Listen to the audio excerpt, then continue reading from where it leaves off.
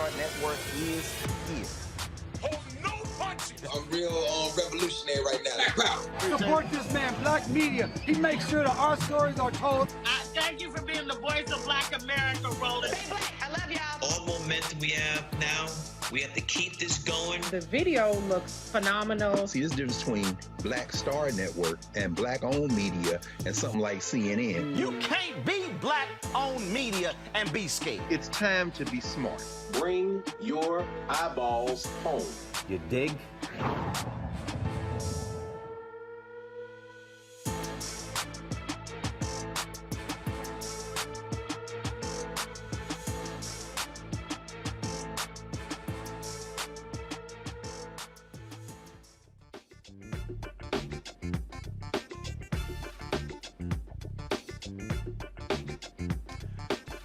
Today is Thursday, May 26, 2022. Here's what's coming up on Roland Martin Unfiltered, streaming live on the Black Star Network. A 9-year-old fourth grader recounts the moments when a gunman barricaded himself in a classroom, killing 22 people. You'll hear this child describe how he heard the shell casing fall on the floor and how he knew it was safe to escape. Also, the husband of one of the teachers who died in the massacre, he himself has now died of a heart attack. And yet that idiot Senator Ted Cruz is kind of blaming the school for Tuesday's massacre. And wait till we show you how a Sky News crew just lit his behind up over the shootings. And why are cops all of a sudden now changing their story? Yeah, we were initially told that a school resource officer actually shot at the suspect. Now we're told there was never a school resource officer on the scene. Why are the cops playing games with the truth? 2 more Buffalo shooting victims have been laid to rest. We'll tell you exactly who they are. Plus, Republican senators failed to step up and advance a bill to help fight domestic terrorism, a bill that was approved by the House in the wake of the Buffalo shooting. I also have a recap of Tuesday's primary elections, and we'll talk to the first Black major party nominee for Arkansas governor. Plus, my one-on-one with Congresswoman Val Demings, who is running for the U.S. Senate in Florida. Illinois has passed a bill requiring the police and coroners to, of course, also pull in the FBI, bring in the FBI if they have a body they cannot identify within 72 hours. We'll chat with the Illinois lawmaker inspired by Jalon Day's case to create this particular bill. May is National Foster Care Awareness Month. I'll talk to two twin brothers who, born into foster care, who are walking more than 100 miles to raise awareness for foster children. Plus, former Raiders head coach John Gruden moving forward with his lawsuit against the NFL. You remember the one who got fired because of his crazy-ass comments caught in the email? Same John Gruden. Folks, it's time to bring the funk. I'm Roland Martin Unfiltered on the Black Star Network. Let's go. He's got it. Whatever the biz, he's on it. Whatever it is, he's got the scoop, the fact, the find. And when it breaks, he's right on time and it's rolling. Best believe he's knowing. Putting it down from sports to news to politics. With entertainment just for kicks, he's rolling. It's on go, y'all. It's Roland Martin, yeah. Rolling with Roland now. He's funky, he's fresh.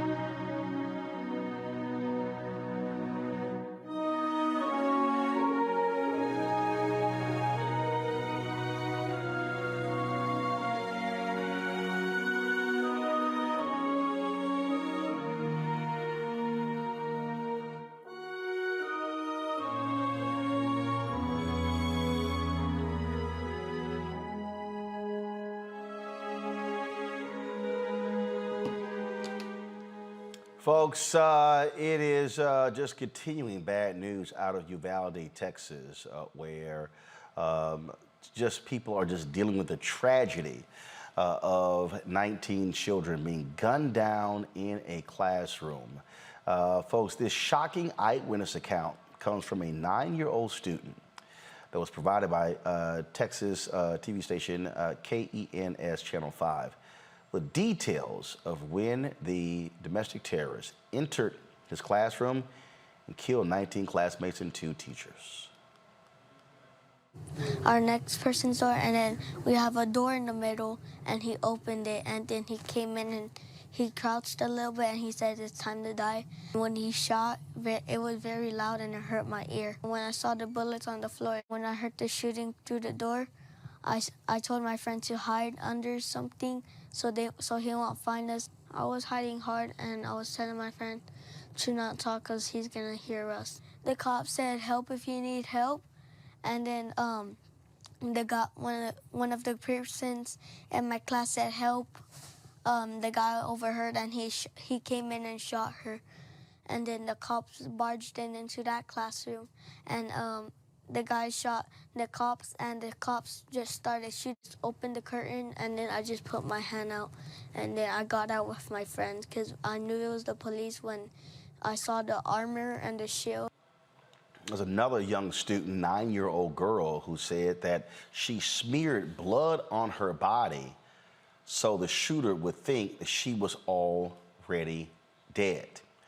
Controversy also has erupted because parental video now being released shows parents battling police outside of Robb Elementary School as they pleaded with cops to go into the school, but they stood idly by waiting for a tactical team to arrive.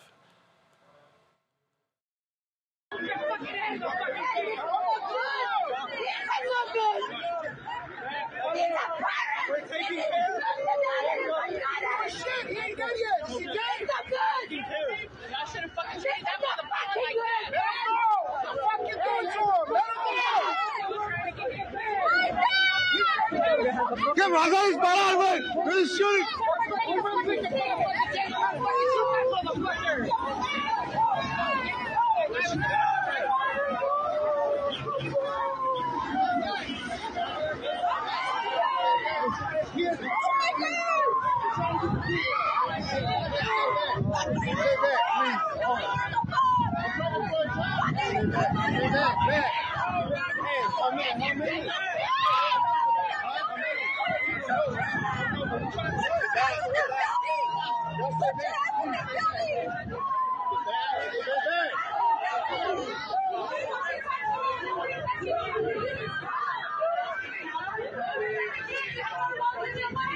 Now, what has not been established is when that video was shot, was it taken before cops stormed in or after? But it has been spreading like wildfire. The Associated Press reported on these parents stating that some of the parents were trying to actually get into the school to save their children. One person was tased.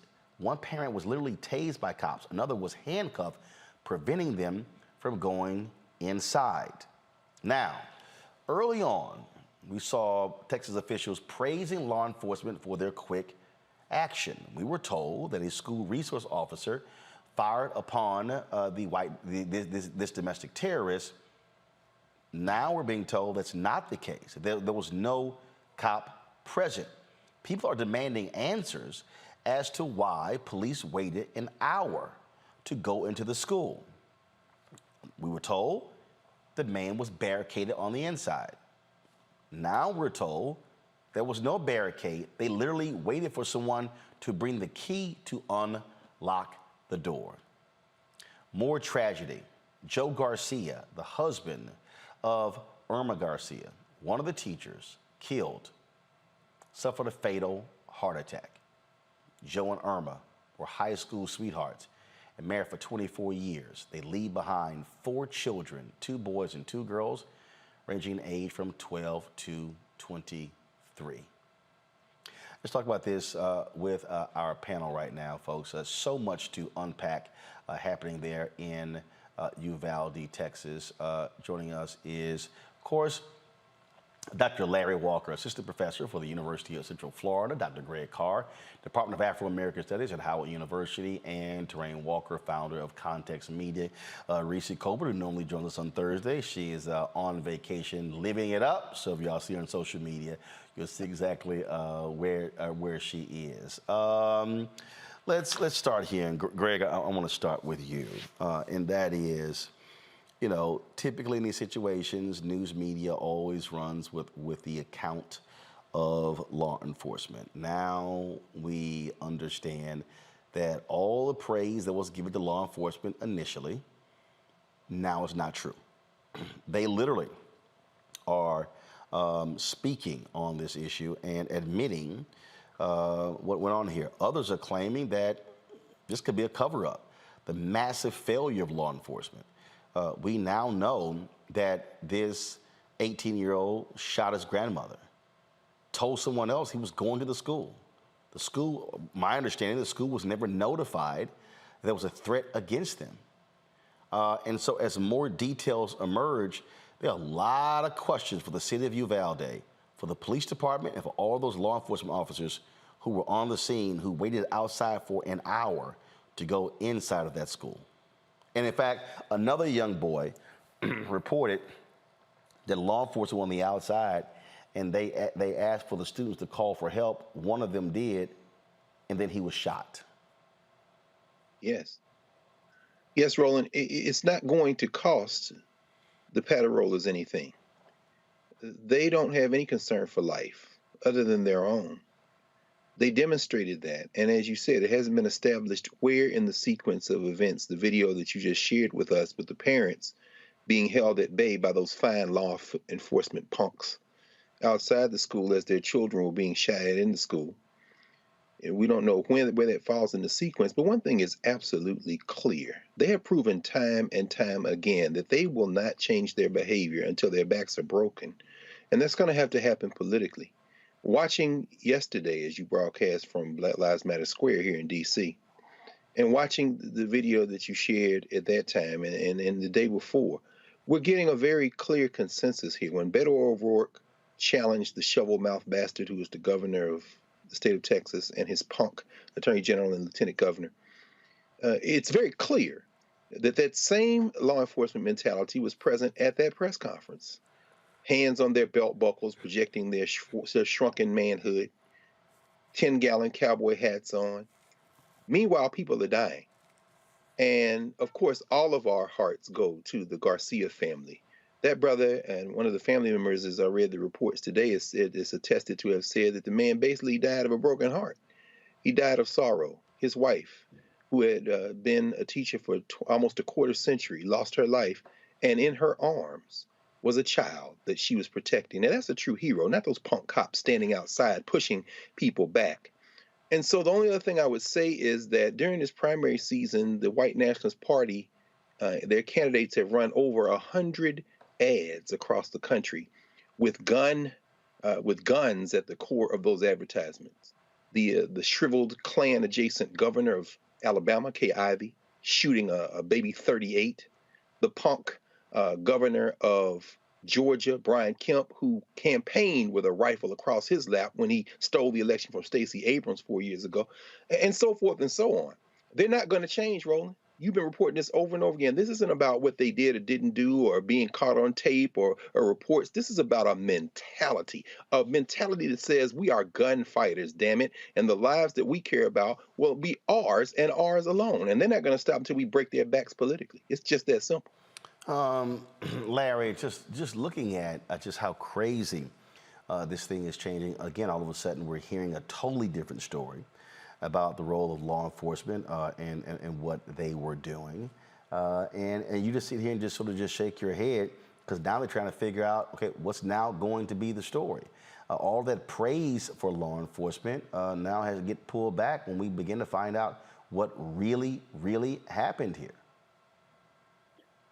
So, Roland, you have folks rewriting the script multiple times within a 36-hour period. And so we need to really get to the bottom of this. And I think I saw recently that, we're seeing some, policymakers ask for an investigation, which we need by the FBI, to get to the bottom of this. because we don't know what the real story is. Like I said, the story keeps evolving. You know, we talked about this SRR, or school resource officer, allegedly. Then that changed. And then you talked about waiting an hour. I can't imagine. I mean, my thoughts and prayers go out to the family members who've been impacted by this mass murder, another one here in the United States. But as a parent, I cannot possibly imagine standing outside of that school and having, you know, law enforcement sit there after we've complained for years about all this, you know, all the guns that they're giving, all, you know, tanks, et cetera. But no one went in to make sure we save the lives of these young children. And it's a tragedy, but we really need, as a country, to really it's more self-reflection in terms of the fact that there's a gun for every man, woman, and child in our society. And that since this country's inception, we've had a problem with guns and violence in our society. And Brother Carr outlined in terms of the issues relating to law enforcement, because we can't allow this to happen. This is not the first time we've seen children killed like this in the school. And if we don't have policymakers, particularly at the federal level, particularly in the Senate, have the courage to take on the gun lobby and do something about this, then every time, you know, every few weeks, every few days, we're on the show and we'll be having the same conversation. And I'm hoping that this tragic death is a tipping point for Americans to realize that we need some serious, comprehensive gun laws changed to make sure that folks don't have access to semi-automatic guns, et cetera, things that they don't need to protect themselves. This is ongoing, and I think, you know, we're going to talk a little bit later on about Senator Cruz being confronted by that reporter. But it is the question. You can't say, well, you know, I don't know, quoting Senator Cruz here, you know, we would prevent bad guys with guns getting guns. Well, you know, a lot of these mass shootings, people are getting guns legally. So what is the plan to address this issue to prevent that we don't have any more tragedies like this in America? Last year, Torin, the Texas legislature lowered the age for folks to buy guns 21 to 18. Now, all of a sudden, some people are looking at raising it back to 21. Now, here's what's crazy. This is a headline in the Texas Tribune.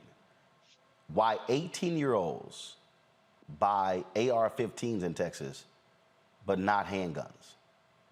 Why they can buy AR-15s. Now, how crazy is that? You know, first I want to say my condolences to the families and parents of those children who were massacred in Uvalde. The second thing I want to say is what we have to understand is you're not really pushing back against people. What you're pushing back against is a mentality and a self-image. This happened in Texas. The idea of masculinity and the idea of manhood in Texas is wrapped around the idea of the good guy with the gun, the cowboy. You know, the one man who's going to ride into town and make everything all right and clean up all the bad guys and ride out into the sunset. That's an American mentality, but it's an extremely exclusive Texas mentality. And what you saw with the way those parents were treated outside of that school was the mentality of, I'm the man with the badge, I'm the man with the gun, and it's up to me to control everything. Now, I will say this, because we don't know exactly what the time frame was of those parents, you know, being hysterical and when the cops pulled in, we don't know if they were actually trying to get into the school. But I will say, if you are a human being and you're dealing with parents who are faced with the possibility that they might be losing their child, there's a level of tact and there's a level of compassion that you have to have while containing the situation so they don't endanger themselves. What we saw was people who were afraid of losing control, afraid of their authority being challenged, and they reacted in the worst way possible. Now, as far as the idea of children who are, young adults who are 18 being able to get an assault rifle, again, that goes back to the mentality in Texas where if you have a weapon, then you're automatically seen as the defender. You automatically see yourself as the defender. And that's a mentality that's going to be very, very hard to unpack because it goes back 200 years, maybe 300 in that society. You know, again, you know, the culture in America is John Wayne. The culture in America is the Alamo. It's all these images that we are imprinted with. And if you're dealing with young men who feel powerless in any other way, and they feel like they can get power through a gun or they can be heard through a gun, that's a mentality that you're going to have to change. You can enact laws to push back against that, but until you deal with the root cause of that and you deal with the mentality that pushes that forward, nothing's really going to change in the society. And to the other brother's point, unfortunately, I don't think that this is going to be much of a tipping point because I don't think a lot of legislatures have enough moral courage to make it a tipping point. We live in a white-dominated society, and if Sandy Hook wasn't a tipping point, if the school Parkland wasn't a tipping point, those were, of affluent young white kids. If people are willing to let gun laws stand the way they are when their own children are being slaughtered, this with black children and with Hispanic children is not going to change much, unfortunately. That may sound pessimistic, but that's just the way I feel about it. And when you look at these politicians and how they obfuscate, how they actually just run from any sort of accountability, it's a perfect example. Cancun Ted Cruz. He was interviewed by a reporter for Sky News. And if you want to see somebody who's used to being yellow and running, watch this pathetic excuse for a human being. There are 19 sets of parents who are never going to get to kiss their child goodnight again. Is this the moment to reform gun laws? You know, it's easy to go to politics. But it's important. It's at the heart of the issue. I get that that's where the media likes to go. No, it's not. It's where many of the people we've talked to here like to go. The proposals from Democrats in the media, inevitably, when some violent psychopath murders people. A violent psychopath who's able to get a weapon so easily. 18-year-old with 2 AR-15s. If you want to stop violent crime, the proposals the Democrats have, none of them would have stopped this. But why does this only happen in your country? I really think that's what many people around the world just, they cannot fathom. Why only in America? Why is this American exceptionalism so awful?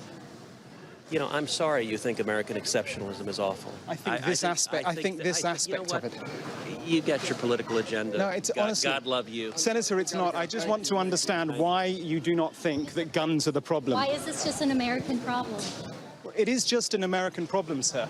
Mr. Cruz, why is America the only country that faces this kind of mass shooting? But you can't answer that. You can't answer that, can you, sir? You can't answer that. Why is this country? Why is it that people come from all over the world to America? Because it's the freest, most prosperous, safest country on earth. It may be the freest, it may be the most popular. Why are our kids dying in school? Oh, no, Larry, you can't dare question American exceptionalism. Oh, and then Ted Cruz is just gonna be just so upset. So, Roland, you and I have been in politics for a long time. He's just waiting for a particular word or phrase to say he can't talk to you anymore because the reporter was asking him legitimate questions.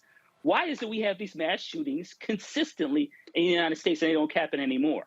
And so obviously when he said American exceptionalism, some folks in this country get when you frame it that way. But the point is accurate. These mass shootings occur consistently in the United States. And once again, we talk about the connection between, the other colleague talked about the issue of culture, right? In the United States, we talk about guns and this overall mentality. But Senator Cruz has to answer the question because he's talking about Democrats. But we know statistically more than half of Americans support some kind of ban on assault rifles. He didn't mention that. So what's the plan to ensure that this doesn't happen again? That we don't talk about this. Parents don't have to experience this. Communities aren't traumatized by these mass killings. What is the policy plan at the federal level to do something about it? You just can't ignore it. Well, they are continuously ignoring it. But we have to do something about this. And most of them, like I said, Americans support some kind of, assault rifle ban. But in the Senate, Republicans don't support it. They're in the gun lobby has a lot of power. You know that NRA, et cetera, for years. And no one takes more money from the gun lobby than Senator Cruz does. So I think that pretty much answers the question in terms of who's putting money in his pocket. And then why does he respond the way he did? And why does he, support common sense gun laws? Teron, I love how they go, whoa, these things that it would not have prevented it. They literally pass bills every day and fund things that don't actually prevent something from happening. Every single day. So there's a notion that, if your proposal cannot prevent it, well, first of all, we know for a fact, Ted, that if this person wasn't able to buy AR-15s, they wouldn't have used AR-15s. if they couldn't buy a weapon until they were 21, he was 18. He would have to wait. But see, they don't like those things. The idea that you can't do preventative measures that could lessen the possibility of one of these things. Oh, no, it has to completely prevent it from happening. You know, sometimes I wish that America had the same thing they have in England, where they have prime minister's questions time, and you probably see it on C-SPAN, where like when you have to stand up in Congress and offer your position and you get yelled at by the people in the opposition. We don't have that in this country, and I wish we did. You know, it's very sad to see somebody who is a sitting congressperson say that they don't want to bring politics into something when all these children are dead. It really shows a lack of respect for the families. It shows a lack of respect for the bereaved, and it shows real moral cowardice. And unfortunately, moral cowardice is what drives people like Senator Cruz. It drives people who don't have enough courage to put forth sensible gun sense and sensible gun laws. Unfortunately, like I said before, you know, there's a mentality in this country where people equate the idea of gun ownership with independence, and to a point that's true. But when you don't specify the danger in guns, and you don't specify the idea and sensible gun training, and the fact that a lot of this stuff is tied to mental health, because if you're going to talk about guns and you're going to talk about independence and freedom, we also have to talk about the mentality of people who are going out here to get guns. There is a serious mental health crisis in this country. There is a serious health crisis in this country, and all these things are intertwined. Unfortunately, it's not, and you can't even say in this particular situation that this was somebody who fell through the cracks.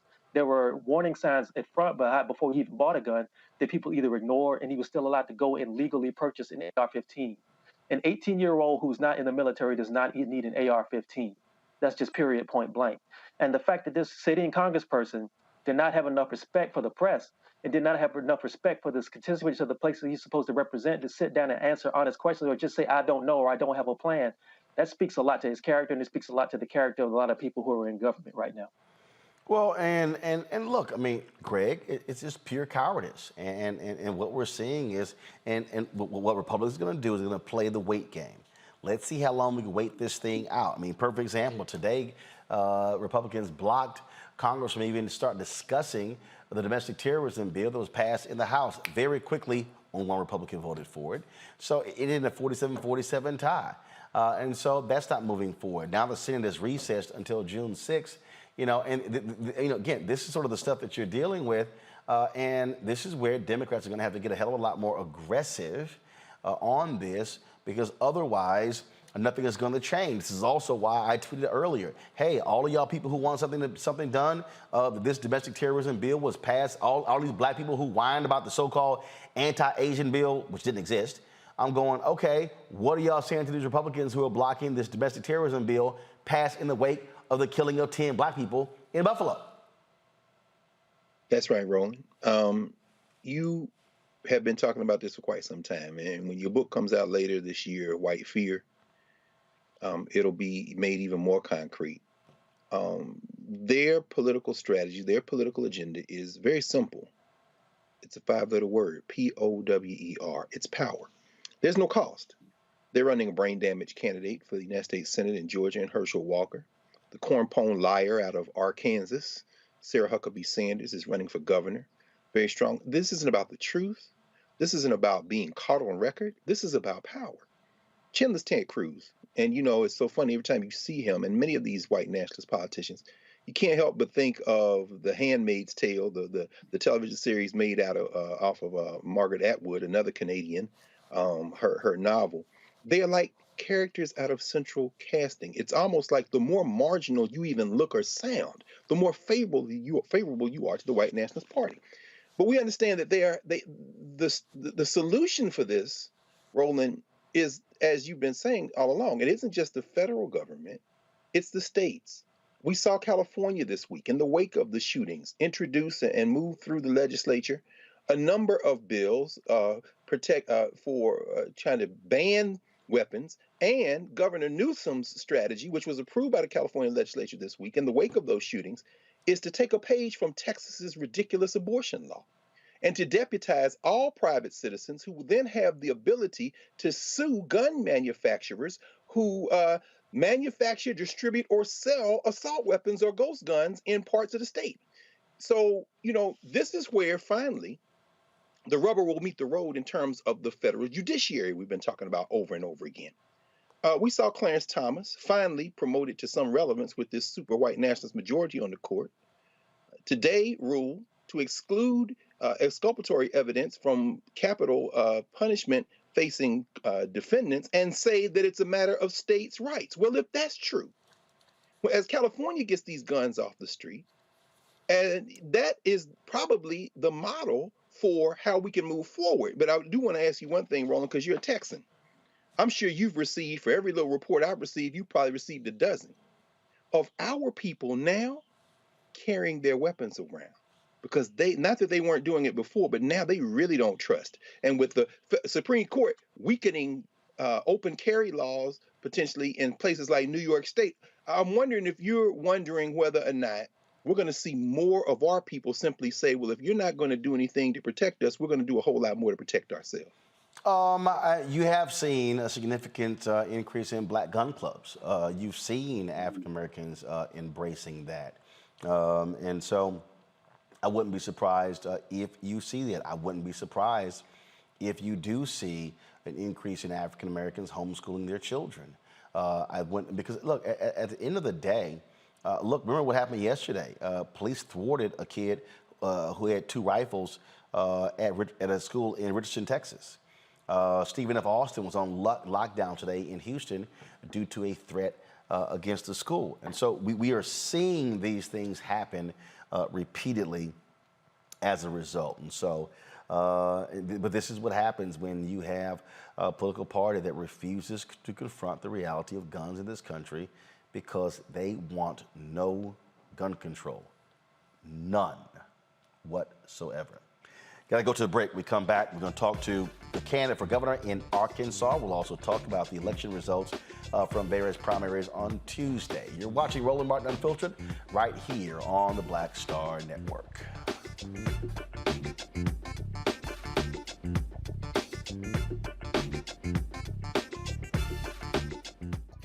Next on A Balanced Life, we're talking everything from prayer to exercise to positive affirmations and everything that's needed to keep you strong and along your way. That's on a next A Balanced Life with me, Dr. Jackie, on Black Star Network.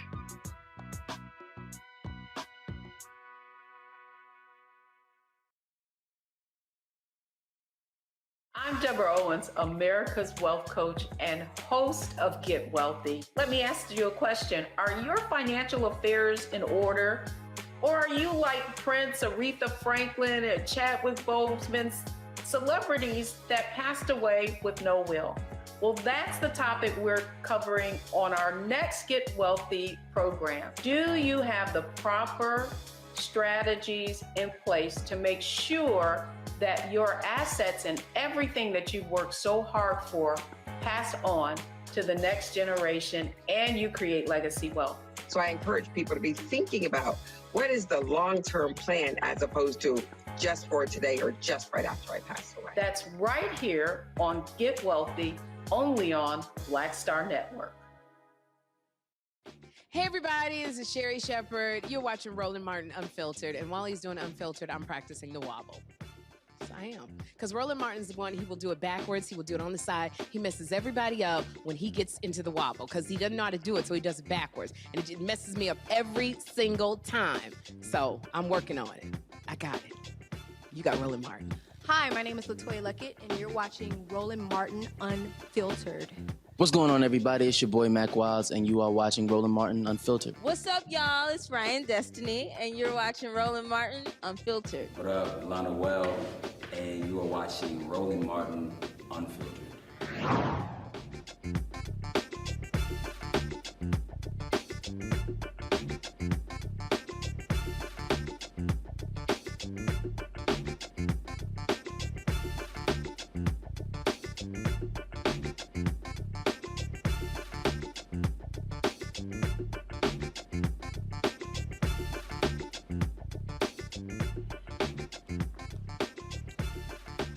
Well, I've been telling people constantly about the importance of elections in November. There are, of course, U.S. Senate races, there are congressional races, but there are also statewide races as well.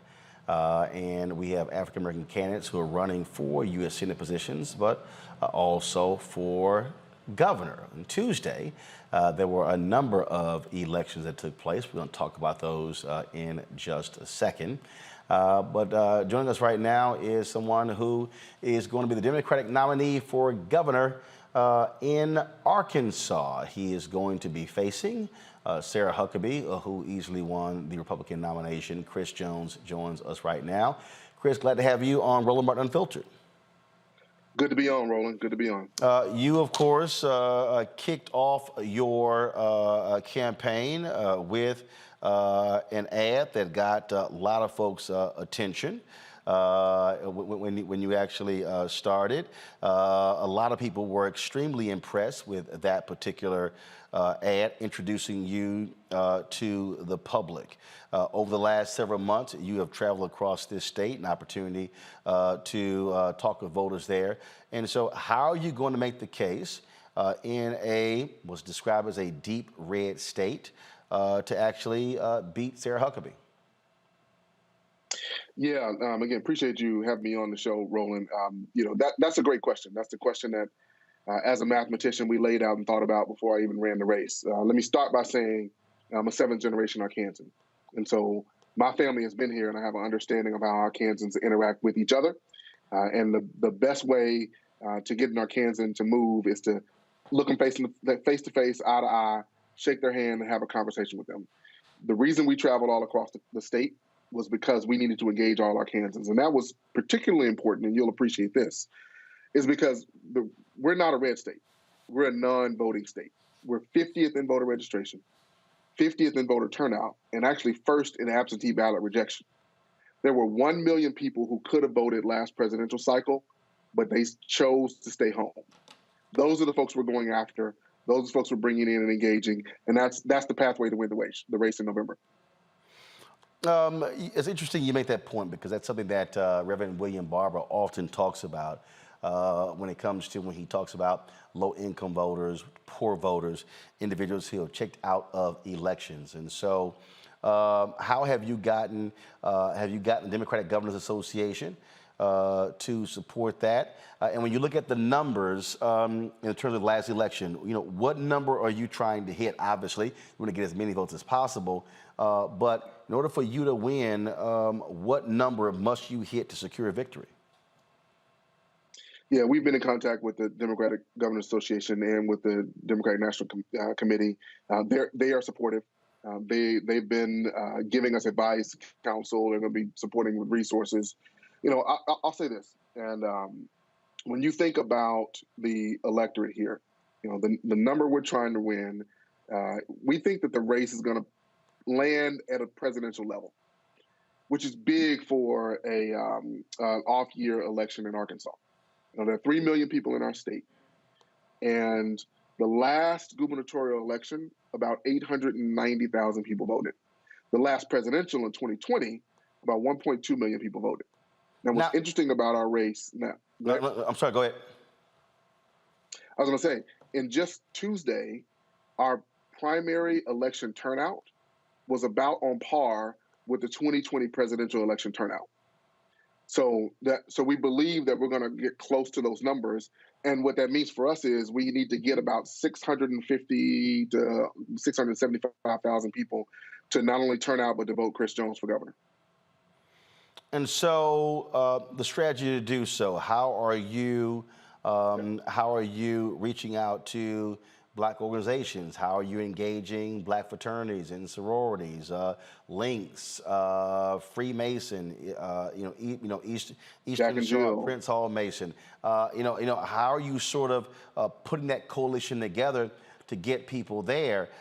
Because at the end of the day, it's a huge task at hand, because there are many people who are simply saying, you have no shot. That's literally what folks are saying. Fine, you're running. They're saying you got no shot at winning. Yeah, it's interesting. A lot of folks said we had no shot at winning the nomination, and we cleared a crowded field, which included a formerly elected official. There were 5 of us total, and we got 70% of the vote in the crowded field. So now, I'm not saying it's going to be easy, and I'll go back. You might not remember this, but some years ago, you were the keynote speaker at the MLK breakfast at MIT, and I was there at the time. It's at MIT? Yeah, at MIT. No. I remember. Yeah. So, and I say that to say that, so we met and we connected, and that's a place where you take complex problems, you take complex situations, and you break it down, and you can clear a pathway. Now, again, don't get me wrong, it's not going to be easy. It's going to take fraternities and sororities, which we are engaging with, churches, a huge network. I've just as recently as yesterday, I met with a group of church pastors, and we're talking about various strategies across the state and how we make sure we continue to engage with churches.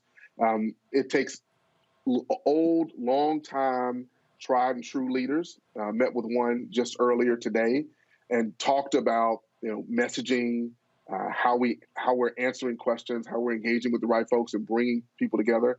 And it's going to take a coalition not only of African Americans, particularly in the Delta and South Arkansas, but of white folks and of Hispanic folks. So it's going to have to be a broad coalition to come together to reach that number. And on that particular point there, when it comes to reaching those white voters, again, the Poor People's Campaign has done a very good job of going at them economics, going at them and saying, hey, look, you're over here voting for the same party, and they have not delivered for you and taking you for granted. And so what have your conversations been like with white voters who are conservative voters in Arkansas?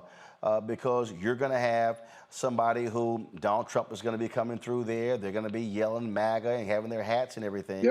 But when you look at the numbers, when you look at the economic numbers, when you look at the education numbers, ain't like Arkansas is killing it. Right.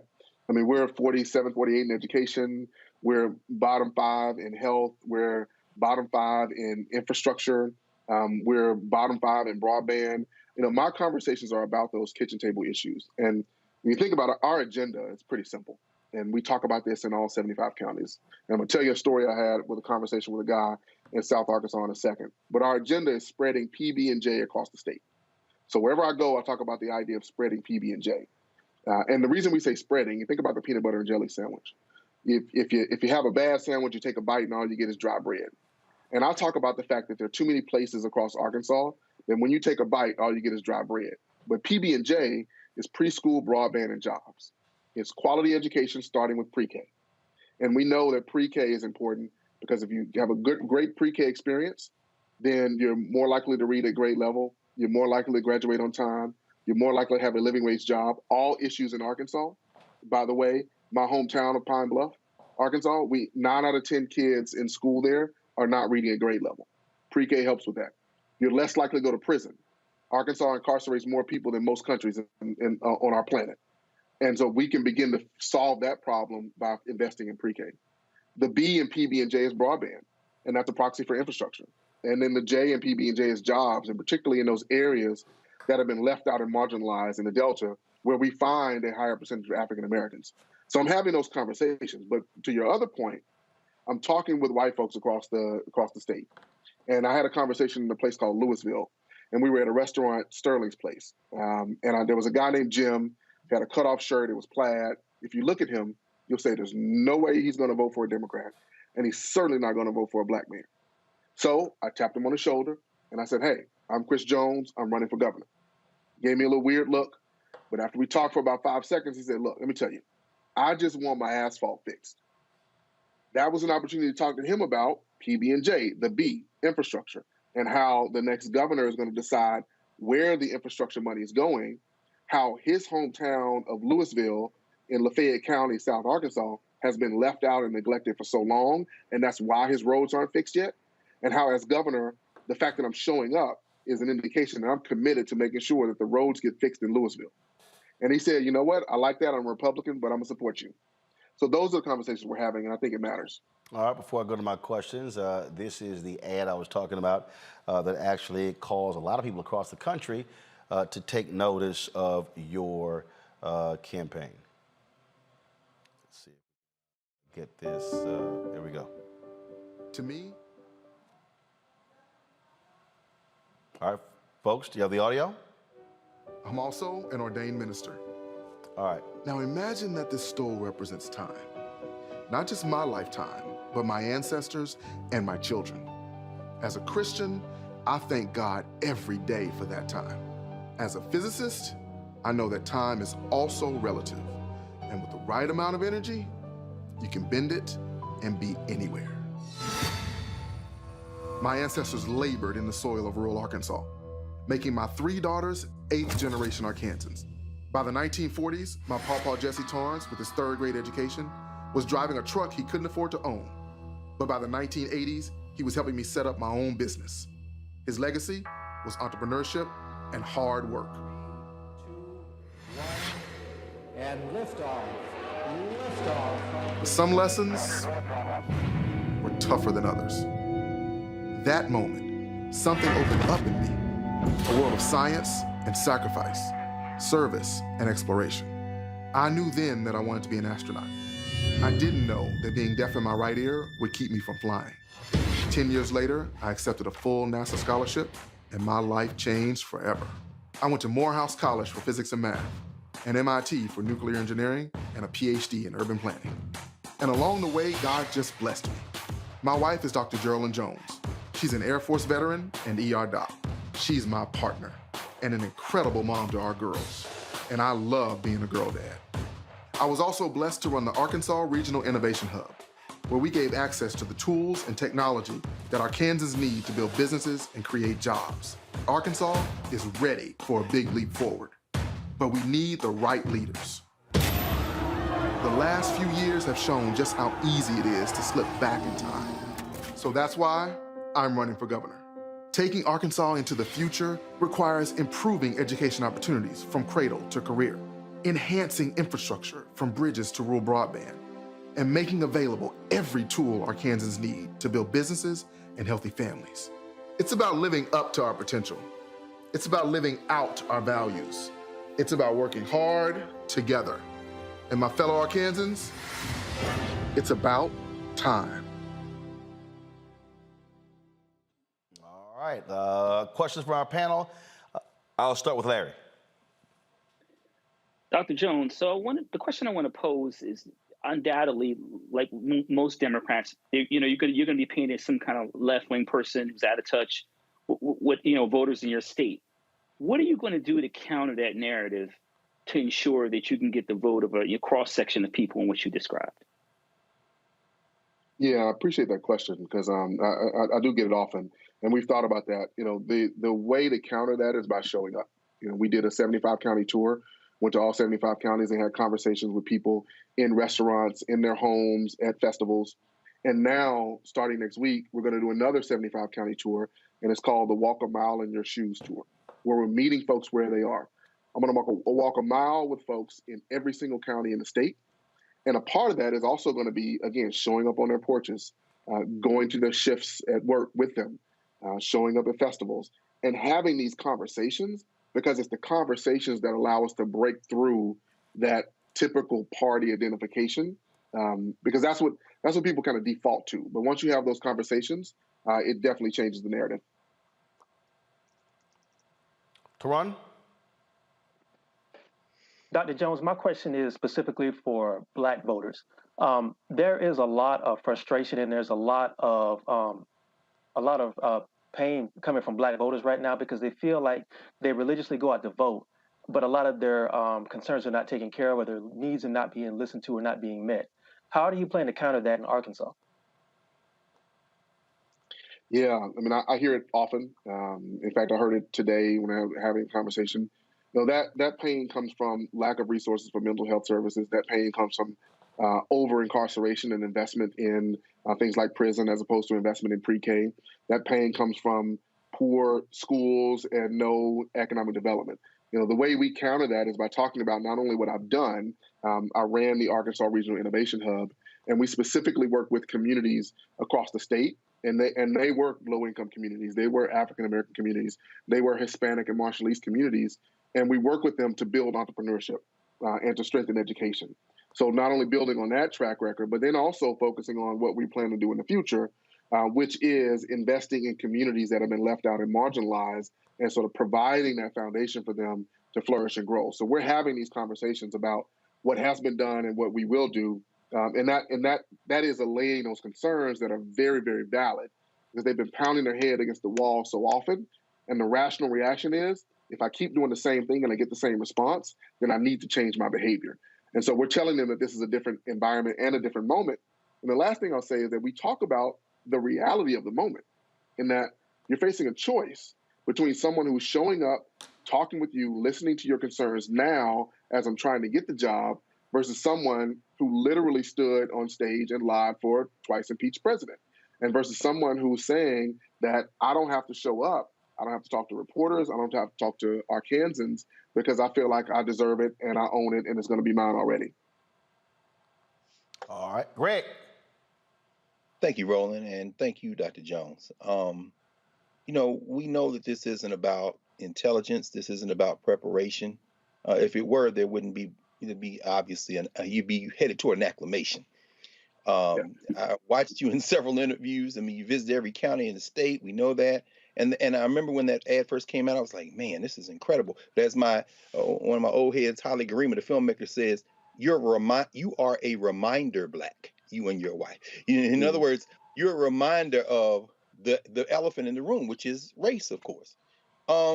Given your background, not only, Go Maroon Tigers, but also your work in city planning, your work in how you envision, the future. Two quick questions. Number one, what's your relationship with the business communities in Arkansas? Because it would seem that if they would come out forcefully for you, you might be able to overwhelm those white nationalists that say, I may be outside, but damn it, I'm white. And then the second question I would ask is, what kind of support do you need, and how careful do you have to be so that if, say, the DNC or other outside folks say, let's get in here with some support, that doesn't kind of stimulate folk to react against you by saying the same way they said in the civil rights movement, these outsiders are coming in. How careful do you have to be about outside stuff and then, the business community question? Yeah, I'll start with the second outside question, which again, the way you framed it is great. The real question is, where's the focus of the agenda, right? So having outside support is going to be needed. And we cannot win this race without everyone, internal and external, coming in and saying, hey, look, I'm going to invest in some way and in some level. And people understand that. But the question is, where's the agenda focused? And where's the conversation focused? And so when we go out and about, we're always talking about, the fact that I-40 was shut down, and that was $25 million in economic activity lost. The fact that West Memphis is in need of a 911 system. The satellite poles are needed. We talk about the fact that Madison County only has 2 ambulances, and folks literally had a heart attack, and the ambulance was on the other side of the county and couldn't get there. So when we talk about those conversations, then people can begin to get beyond the fact that, well, who are you supporting? Who is supporting you, if you would? Because we need national resources. The other benefit is that she's already nationalized the race. She's made it hyper-national. And so the question that Arkansans are asking themselves is, well, if we're getting this attention and these resources, then how is it benefiting me? Who's going to care most about me? And that's the question that we're providing an answer to. And then your sort of first question, remind me what your first question was again? Yeah, and my friend Holly Garima, who's Ethiopian filmmaker, lived here most of his life.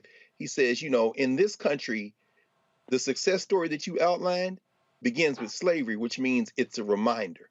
Mm-hmm. It's almost like a grievance narrative compared to African people who come here from other places, and they are from somewhere else, blacks. The African people in this country are reminder blacks. And I'm wondering how you overcome this notion that clearly you're a community-made man, you and your wife, MD, community-made couple and family. But for some people, and again, it's this idea that, it doesn't matter how smart he is. It doesn't matter how wonderful they are. It doesn't matter what vision he has for me. My whiteness is all I have, and I can't see past that. How do you deal with that? Yeah. Well, part of it is we committed to being authentic no matter what. So I am who I am. My experiences are what they are, and I want to bring all that to bear to serve Arkansas. The other part of it is, folks understand at the end of the day who's going to be better for my pocketbook. Who knows about the dynamics of Arkansas's economy enough to be able to benefit me? who knows about attracting business enough to be able to benefit me? And I'm in my work with the Arkansas Regional Innovation Hub, because I think you made a great point about how are business leaders supporting. We work directly with the business community. In fact, the current governor appointed me to an entrepreneurship accelerator program where we were providing grants to organizations that were focused in various early stage technology areas. So I have lots of relationships with business leaders across the state. And those business leaders are the ones that have conversations and say, well, hey, we might be Republican, we might be independent, but we've worked with this guy and we understand that he is really trying to bring some benefit to various communities across the state. All right, then. Well, Chris Jones, we certainly appreciate it. Good luck in the race, and I'm quite sure we'll be crossing paths on the campaign trail. Thanks a lot. Glad to be on the show, and you all go to chris4governor.com to check me out, chris4governor.com. Appreciate it. All right, thanks a bunch. Folks, Tuesday's primaries have set the stage for a number of races. In Georgia, there, of course, incumbent Governor Brian Kemp is going to be facing Democrat Stacey Abrams. In the U.S. Senate race, the clueless former football player Herschel Walker, probably suffering from CTE, is going to be facing U.S. Senator Raphael Warnock. In Texas, State Representative Jasmine Crockett defeated Jane Hope Hamilton in a runoff election for the U.S. House seat representing Southern Dallas, being vacated by the retirement of Congresswoman Eddie Bernice Johnson. That's pretty much a shoo-in, so you can pretty much call Representative Crockett the Congresswoman-elect from the 30th Congressional District. Also, there will be a Republican runoff in Alabama between Katie Brooks and Congressman Mo Brooks for the Republican U.S. Senate nomination as well. Then you have Yolanda Flowers and Malika Sanders Fortier. They'll be battling out for a runoff for the Democratic nomination there as well. And so you have, of course, a number of other races that have been taking place in other states. And so we have been looking at all of those, and we'll continue to be covering these primaries and setting the stage for November. Folks, keep in mind, when we talk about getting ready for November, June 18th, the Poor People's Campaign will be holding their mass march here in D.C. on June 18th. Please go to their site and register. We're going to be broadcasting live from there on that particular date as well, poorpeoplescampaign.org. And so looking forward to that. One of the things that we keep letting people know, you also have a U.S. Senate race taking place in Florida. So coming up next, we'll be talking with Congresswoman Val Demings, who is trying to dethrone Senator Marco Rubio in the Sunshine State. And so a lot of different things happening, and we'll hear from her next. You're watching Roland Martin Unfiltered on the Black Star Network. Don't forget to download the Black Star Network app on all available platforms: Apple phone, Android phone, Apple TV, Android TV, Roku, Amazon Fire TV, Xbox One, Samsung Smart TV, and of course, join our Bring the Funk fan club, where all dollars you give goes to support this show. Send a check on money order to P.O. Box 57196, Washington, D.C. 20037-0196. Cash App is $RM Unfiltered. PayPal is R Martin Unfiltered. Venmo is RM Unfiltered. Zelle is Roland at RolandSMartin.com. Roland at RolandMartinUnfiltered.com. We'll be right back.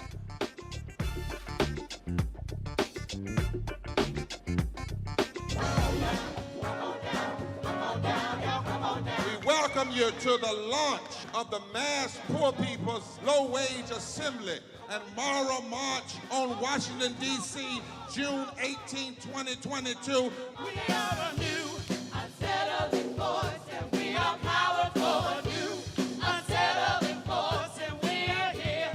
We're rising up to demonstrate the compelling power that we, poor and low-income people, have to reconstruct society from the bottom up. And we need to do it with the loudest voices possible, the biggest actions possible. Because we know that there is no scarcity in this land. The only scarcity is the moral will to do what's right. Hold on, just a little while longer. We are those with sub-minimum wage jobs who can't afford sky-high rent. People with disabilities are the fastest growing minority group. It's crazy to me that in 2021, it's still legal for workplaces to pay a sub-minimum wage to people with disabilities. There are still so much trial and tribulations that we go through as Indigenous people. We can't get a decent wage to sustain ourselves, nor can we get adequate housing. Veterans across this nation say enough is enough. We can't pat essential workers on the back on one day and then cut their health care the next day. Health is a political choice. What more do I need to do to prove that my voice is just as valuable as anyone else's? There are still forces in denial that would try to slow walk our transition to a clean economy and a just future for us all. We have an immoral system run by immoral people. But together we walk and we fight. It's time for a change. Reconstruyamos esta gran nación. See, we are people of resilience as we fight these interlocking injustices together. When we work together, mobilize together, and rise together, we become a voice for the voiceless, and we become an agent of change in a time where great change is needed. We need the third Reconstruction to ensure that deaf people, people with disabilities, and all people can have the right to live and to thrive. We know what they are doing, but the question is, what are we going to do? Reconstruction begins when we change our mentality and say it's time for you to get your foot off of my neck.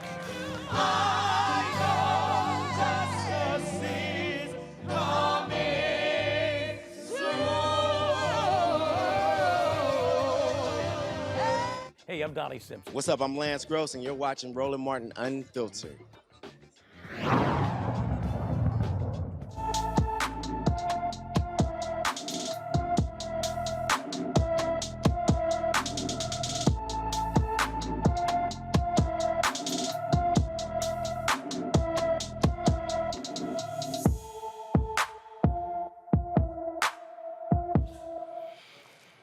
All right, folks, in today's Black and Missing, Tyshana Jones hasn't been seen since March 30th. The Philadelphia, Pennsylvania native, 5 feet 4 inches tall, weighs 193 pounds, has black hair and brown eyes, and wears braces. Anyone with information about Tyshana Jones should call the Philadelphia Police Department at 215-418-0265, 215-418-0265. The way Illinois State Police handled August's disappearance and death of Illinois State University graduate student Jelani Day caught the attention of Illinois lawmakers. One in particular is State Senator L.G. Sims Jr. He created a newly passed bill that requires medical examiners and county coroners to call the FBI when they can't identify a person within 72 hours. Senator Sims Jones is now from Chicago. Glad to have you on the show. And so walk us through this when you say requires them to call the FBI, because normally the FBI only gets involved in cases that rise to a federal level. And thank you, Roland. Thanks for having me. I love that sweatshirt, my brother. Well, alphas run everything. Everybody else just secondary. That's right.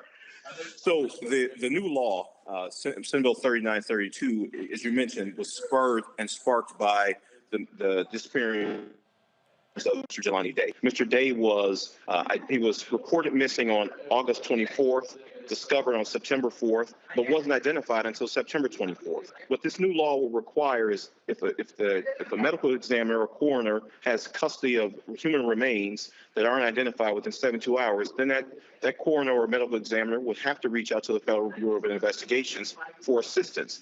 What we are finding, particularly in the case of Mr. Day and other smaller counties around the state of Illinois, they don't have the resources necessary to identify remains or to process those remains quickly. So what we wanted to do was make sure that we provided those resources and take every opportunity to provide resources to get loved ones and bring closure to the loved ones. When you talk about the pain that Mrs. Day and the Day family experienced and all of Jelani's loved ones experienced, that's a terrible pain. But so we wanted to make sure we were shining a bright light on this issue. But also, there are other instances where individuals go missing. You have black people, black women in particular, they make up the 35% of all missing persons cases, even though black women are only 13% of the United States population. So we've got to make sure that, there was a case in my district, Miss Kiara Coles, who's a United States postal worker. She went missing and she has not been found. We've got to bring a priority to these missing persons and identify those individuals who have gone missing and help their loved ones get the closure they deserve. And first of all, how have local folks responded to this?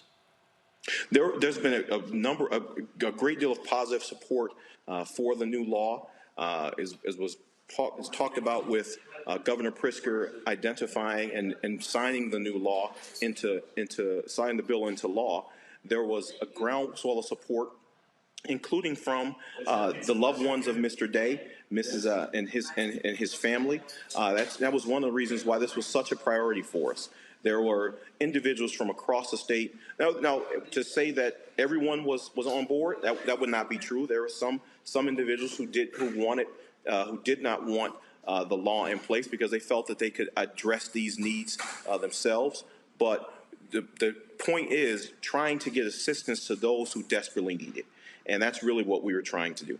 All right, then. Well, Senator Sims, certainly congratulations on that. And it was a case that we certainly covered, and it was certainly far too long it took to find him. And so hopefully that will not be the case when someone comes up missing in the future.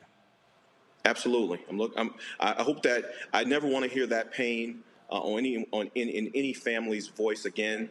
But I was so proud to be able to get this bill passed into law and to hear the joy in Mrs. Day's voice as we pass this law on behalf of Jelani, and she now knows that his legacy and his name will live on. All right, then. Well, that's absolutely true. We surely appreciate it. Thanks a lot. Great job. Thank you, my brother. Appreciate it. All right, take care. Talk to you soon.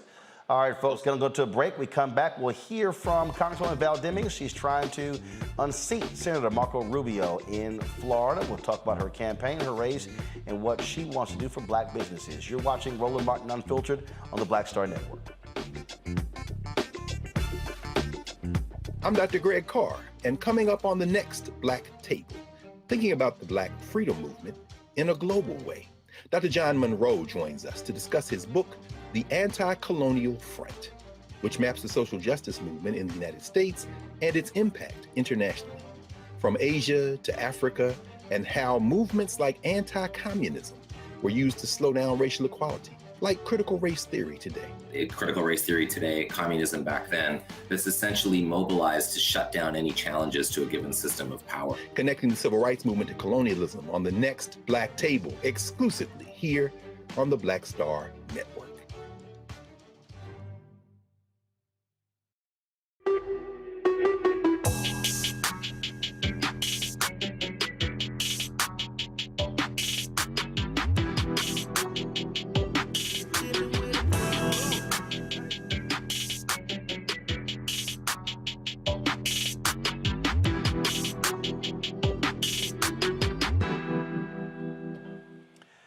Hey fam, Patrol Grooming is a men's grooming company that delivers on this promise every day to men everywhere. Everything we do, every product we make is designed to help you to present your best self.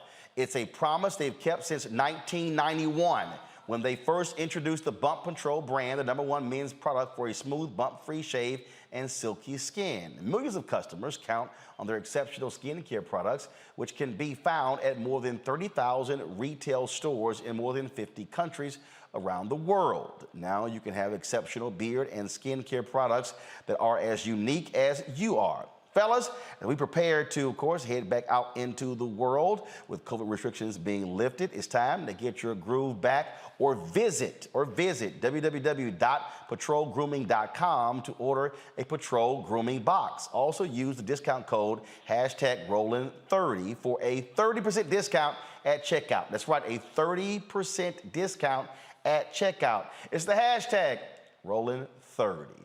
Folks, we certainly appreciate Patrol Grooming being a partner here at Roland Martin Unfiltered. This is Diala Riddle, and you're watching Roland Martin Unfiltered. Stay woke. This is Director X, the director of Superfly on the red carpet or the black carpet, and you're watching Roland Martin Unfiltered. Yo, what up, y'all? This is Jay Ellis, and you're watching Roland Martin Unfiltered. Hi, I'm Chaley Rose, and you're watching Roland Martin Unfiltered. I'm Lex Scott Davis, and you are watching Roland Martin Unfiltered. Hey, what's up, y'all? It's your boy Jacob Lattimore, and you're now watching Roland Martin right now.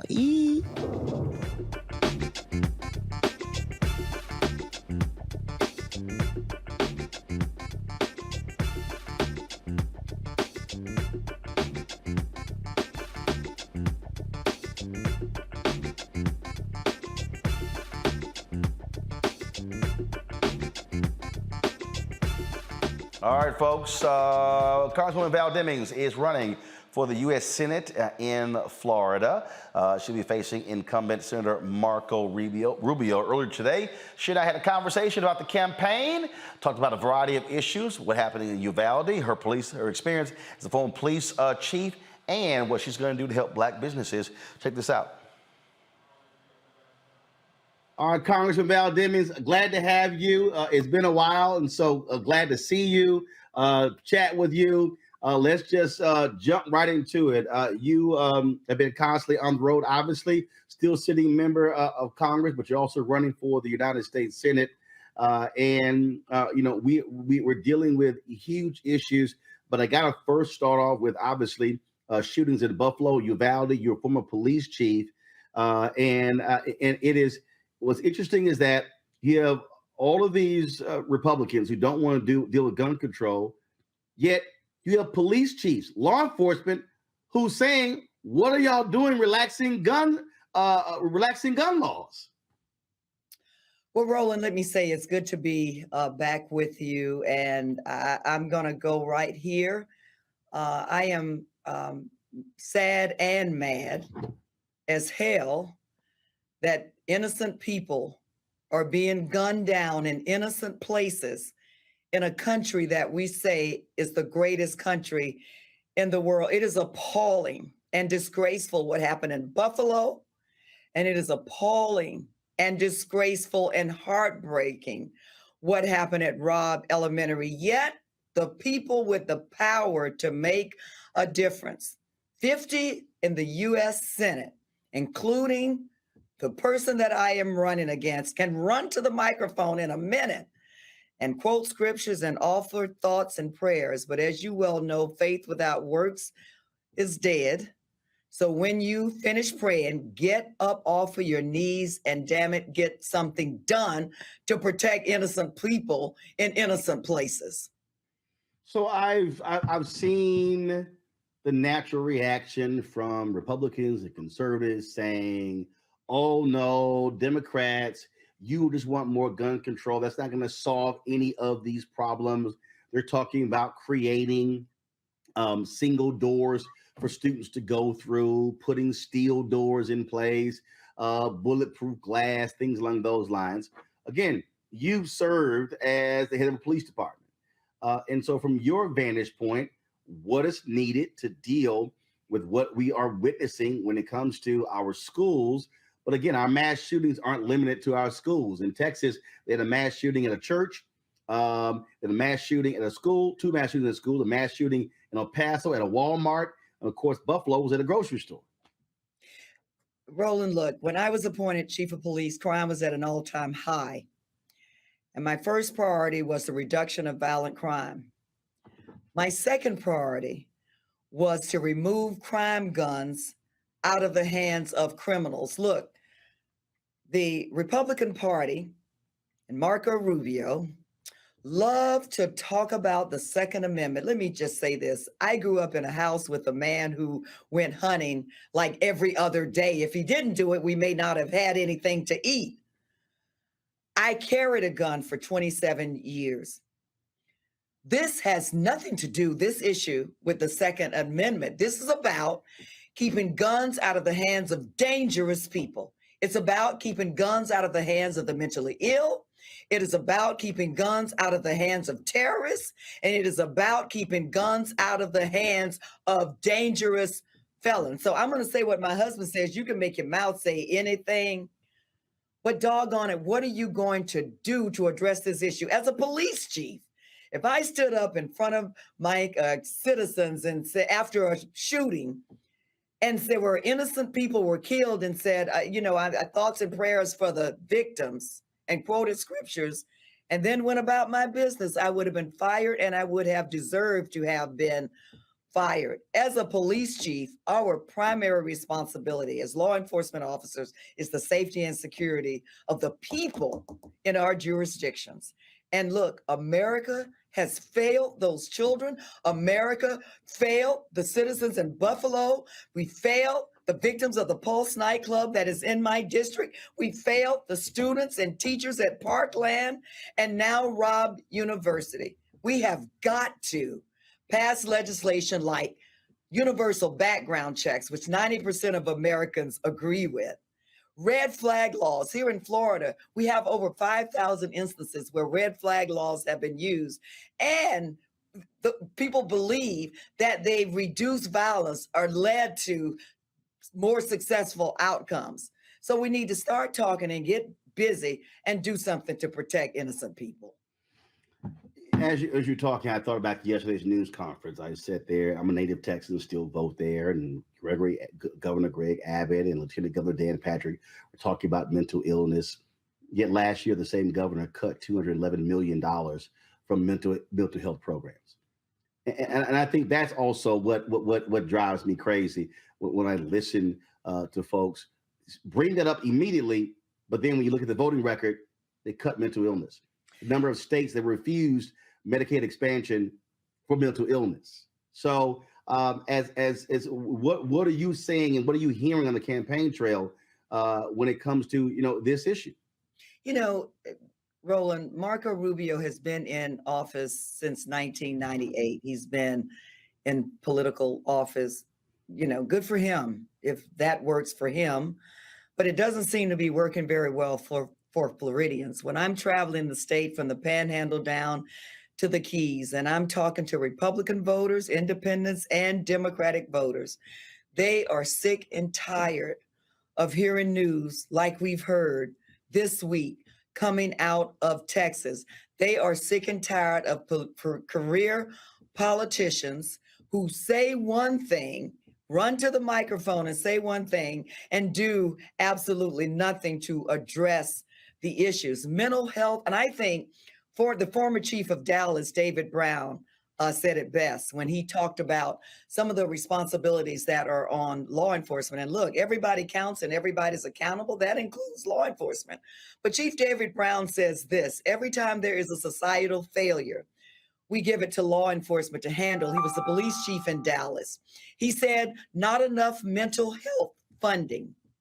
Give it to the police. Not enough drug addiction funding available. Give it to the police. And so in this country, and you had to mention the states that have not expanded Medicaid, here in Florida, we're one of only 12 states that have not expanded Medicaid, which is shameful and disgraceful again.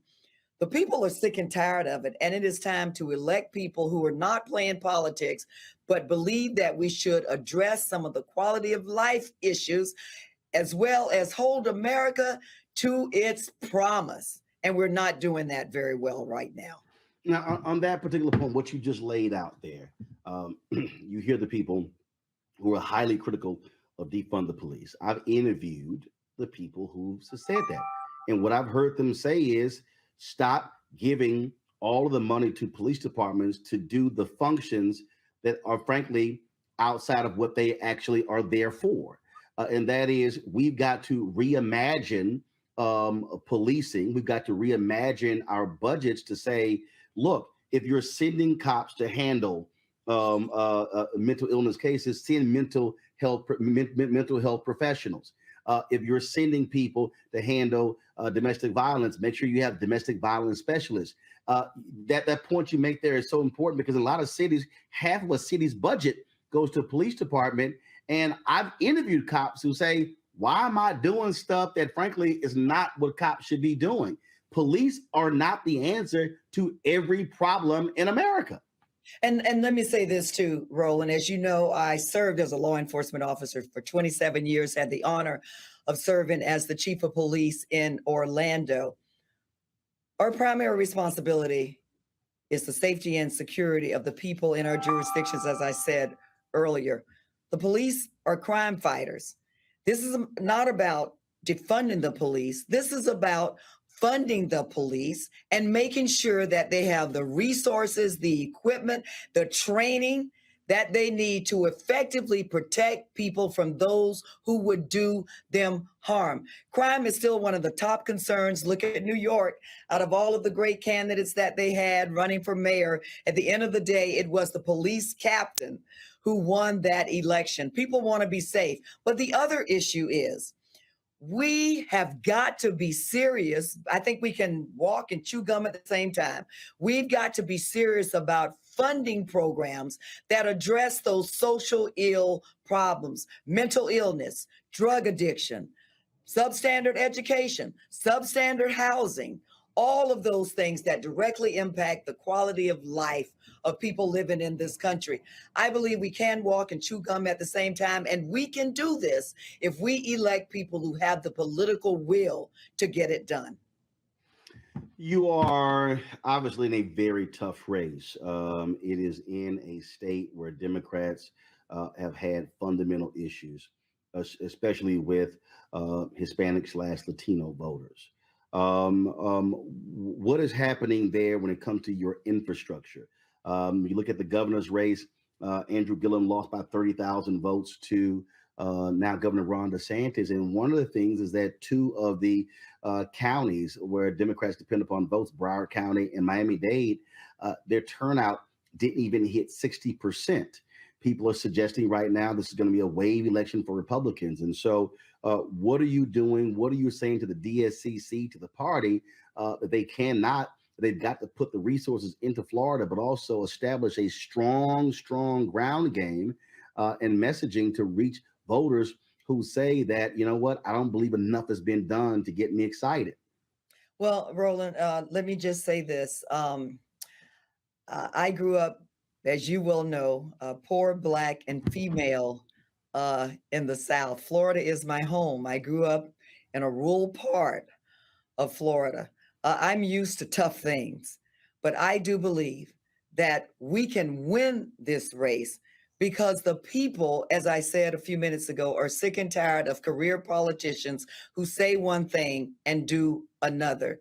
Yes, they're concerned about crime. Yes, they're concerned about funding those mental health and other quality of life issues. Yes, they're concerned about the prices of goods and services. Yes, they're concerned about the doggone it, affordable housing crisis that we're seeing, not just here in Florida, but all over the country. And they deserve to have someone who cares about those things and therefore will do something about those things in Florida.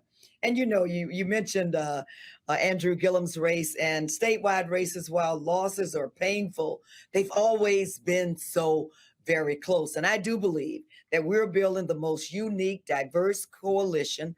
We're doing what I did as a police chief. I didn't pick and choose winners and losers based on their ability to pay to play. I didn't pick and choose winners and losers or who I would talk to based on their political party. We're working to get some things done, and we're building. We have this coordinated campaign that we're getting ready to launch in Florida, working along with the Democratic Party and other Democratic races that are going on in the state to work cohesively, to work together, to make sure that we are turning out voters that are sick and tired of what they are getting. Republican, independent, Democratic voters who believe in the Constitution, believe in the rule of law, and believe in our democracy. And I really do believe, and you mentioned the Hispanic voters, and we clearly understand that it's not just Cuban Americans. We have Puerto Ricans, we have Venezuelans, we have Colombians and others. And we are talking to them about things that matter to them. We're talking to white voters, we're talking to African American voters, but we're also talking to another major voting bloc in Florida, and that is the Afro-Caribbean voters. And we're leaving no voters behind. We're getting the work done. And I do believe, Roland, that come November, our work will pay off. I got to ask you this here because look, there are a lot of disaffected African Americans. People are very frustrated with President Joe Biden. His polling numbers are down. Folks are saying that enough has not been done. I've been reading Luther Campbell's tweets this week. I look at the chat rooms and we're live on our show. And I'm dealing with people who are coming at me. I got people right now who are saying, oh, the Asians got a hate crime bill. Why haven't we seen any black specific bills? Even though that was a bill that was passed in the House dealing with domestic terrorism after Buffalo, the Senate Republicans stopped it from going forward. So what do you specifically say to an African American, a young voter, somebody who is middle aged, someone who's older, who is saying, you know what? I'm sorry. Enough hasn't been done. I'm just going to sit this thing out. Yeah, Representative Val Demings is running. She's great, but I'm sorry. I'm just not interested. What do you say to that person, whether they're in Florida or they're in North Carolina, Wisconsin, or Pennsylvania, Ohio, or Georgia, or Nevada, who's saying, hey, I'm just not going to vote? What do you say to them? You know what, Roland, and I appreciate you and your listeners, for your viewers, for asking that question. And look, I understand and I feel their frustration, but we didn't build a great nation without the young people's energy and talent and brilliance.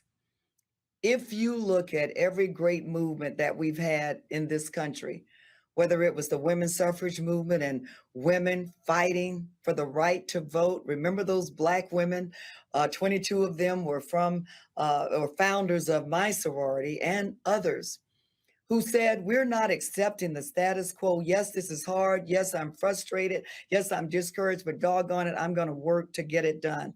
If we think about the civil rights movement of 1964 and the voting rights movement of 65, marriage equality, all of the major pieces of legislation that we have seen in this country, it was always because of the talent, energy, and brilliance of young people. Dr. King was 26 years old when he became the leader of the civil rights movement.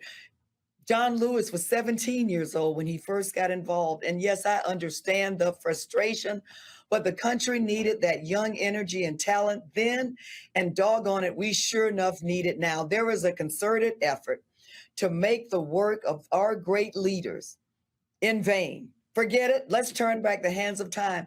We cannot allow that to happen. And so we need you. We will include you in our efforts. We're asking you. We're already building coalitions with young voters. We need your ideas. We need your talent.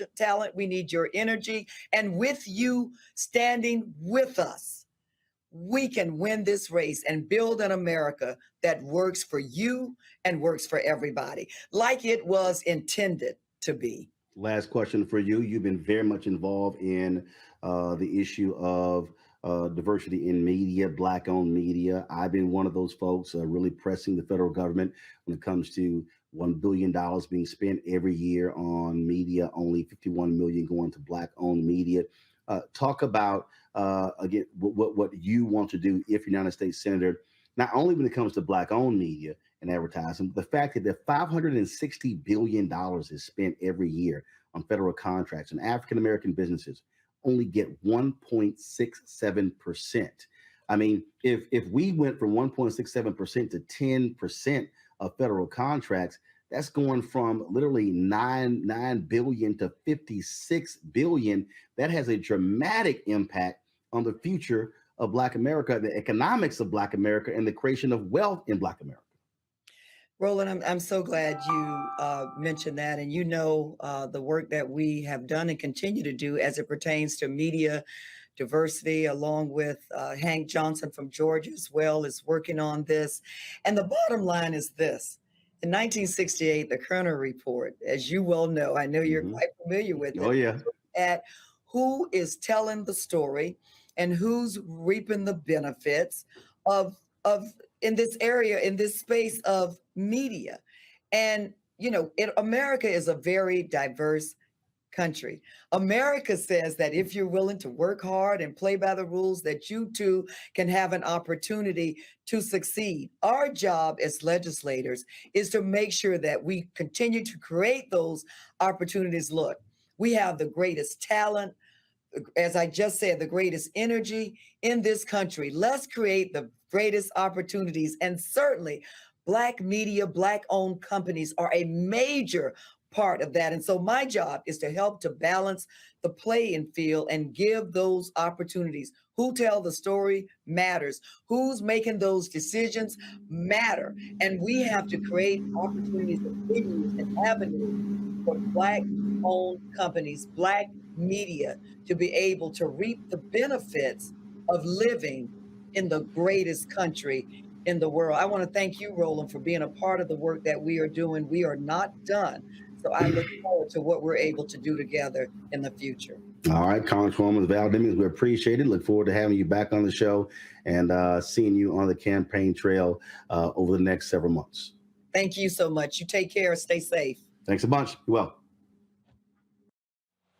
All right, let's get it cranking with our panel. Look, Florida's going to be an extremely difficult race to win, Democrats to run. Actually, I'm going to start, Larry, you're there in Florida, have been in disarray in this state. DeSantis has been cementing power. You're there. How do you see the state of Florida shaping up in this Senate race? Roland, as always, it comes down to turnout. And you talked about that, during your discussion, particularly in the Black community. And the unique demographics and the diversity in terms as it relates to the state of Florida. There are a few things that, Congresswoman Demings mentioned, I think are really important as it relates to demographics. Obviously, the, Latino community in the state, but also Afro-Caribbean, people of Afro-Caribbean descent, which includes my in-laws, so from Jamaica. So it's really important in terms of, like I said, as it relates to the, racial ethnic diversity of the state, that Democrats and obviously Congresswoman Demings make sure that those communities, people come out to vote. Because, Roland, you're right. A lot of Black folks, when I talk to, when they talk about President Biden and what they haven't seen, may not turn out in November. And it's incumbent on, obviously Democrats to do a great job in terms of to get out the vote. But I think that, Congresswoman Demings has a unique opportunity because people, particularly in Central Florida, know who she is, and obviously, her work in Congress. But it's going to take a lot of work. But I think she's got a great platform. She clearly articulated that today. She's a super strong candidate. But it's also going to be really important in terms of what the DNC, in terms of the consistent support she gets over the next couple of months.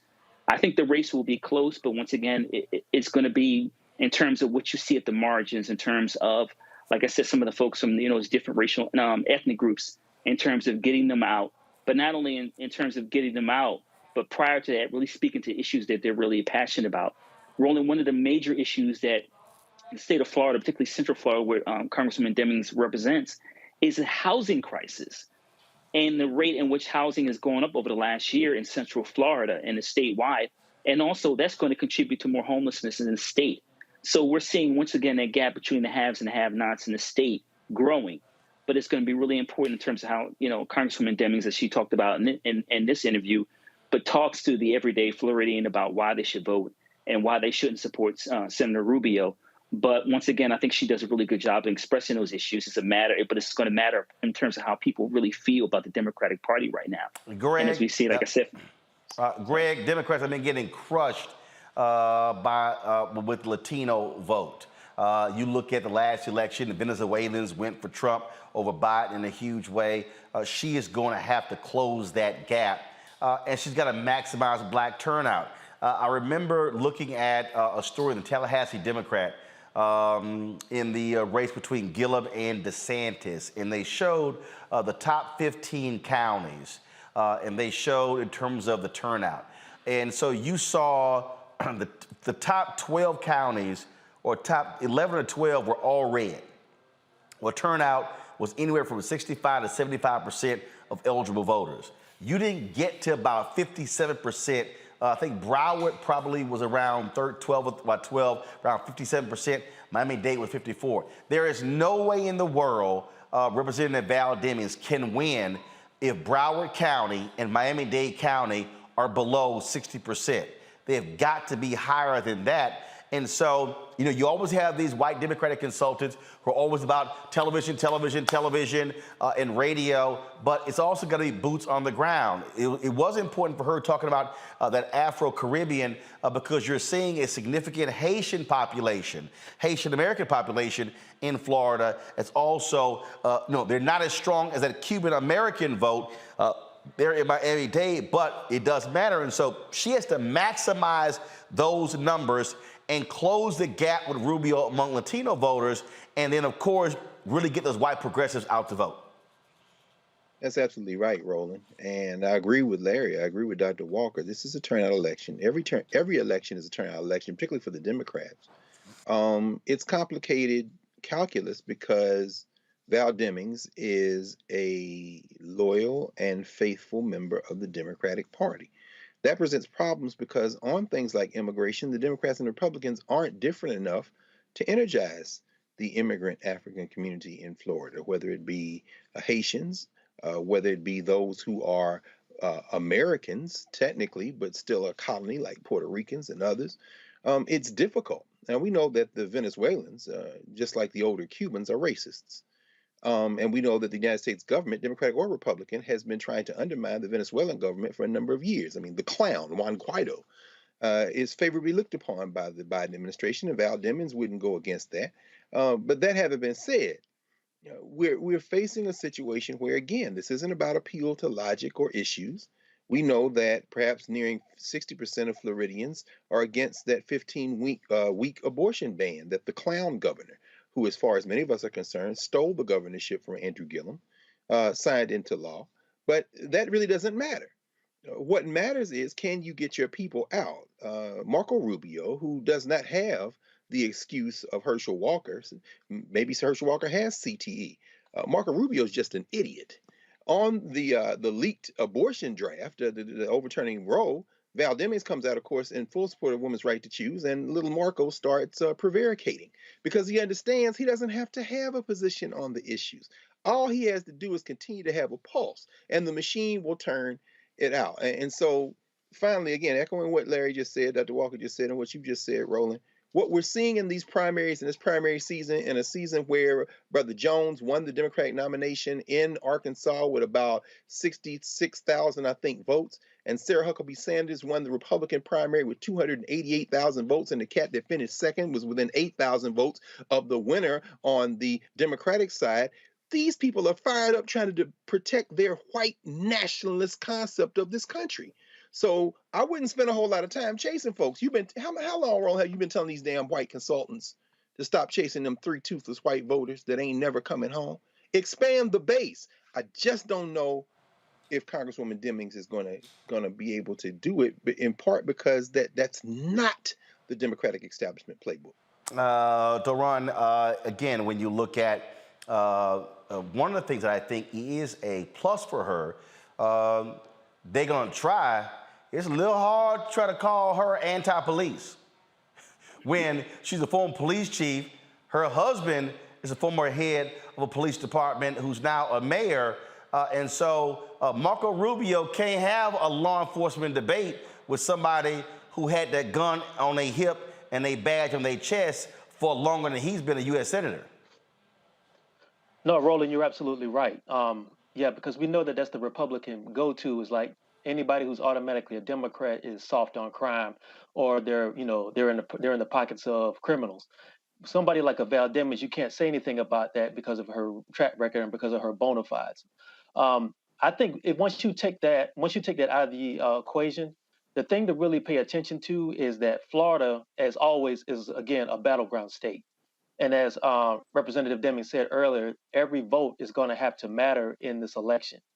But here's the thing. As you alluded to in your interview with her, and as some of the other brothers on the panel have said, you can't win an election, whether it's a local election or a governorship or a congresspersonship, or definitely not the presidency, without the Black vote. And we are in a time right now in America where there is a lot of frustration within the Black electorate.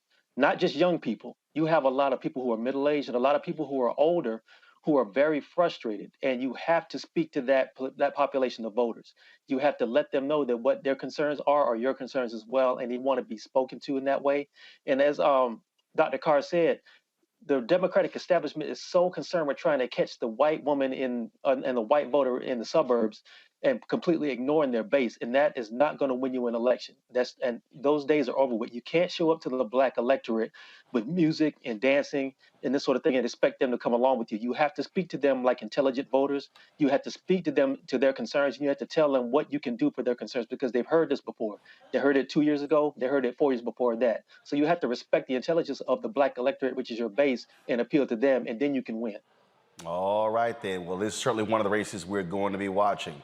All right, y'all. You know what time it is. No charcoal grills are allowed. I'm white.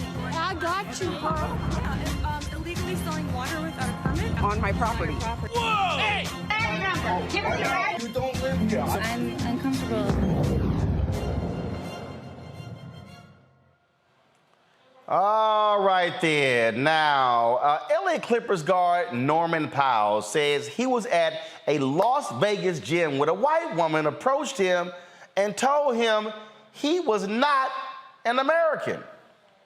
Now, Powell was working out when this Gina turned Karen rolled up on him. Palace This girl is insane, bro. She came in here earlier talking noise and we sent her away. She came back talking crazy, saying that we're not American, which is pretty crazy to me. You're not American. How am I not American? How are we not American?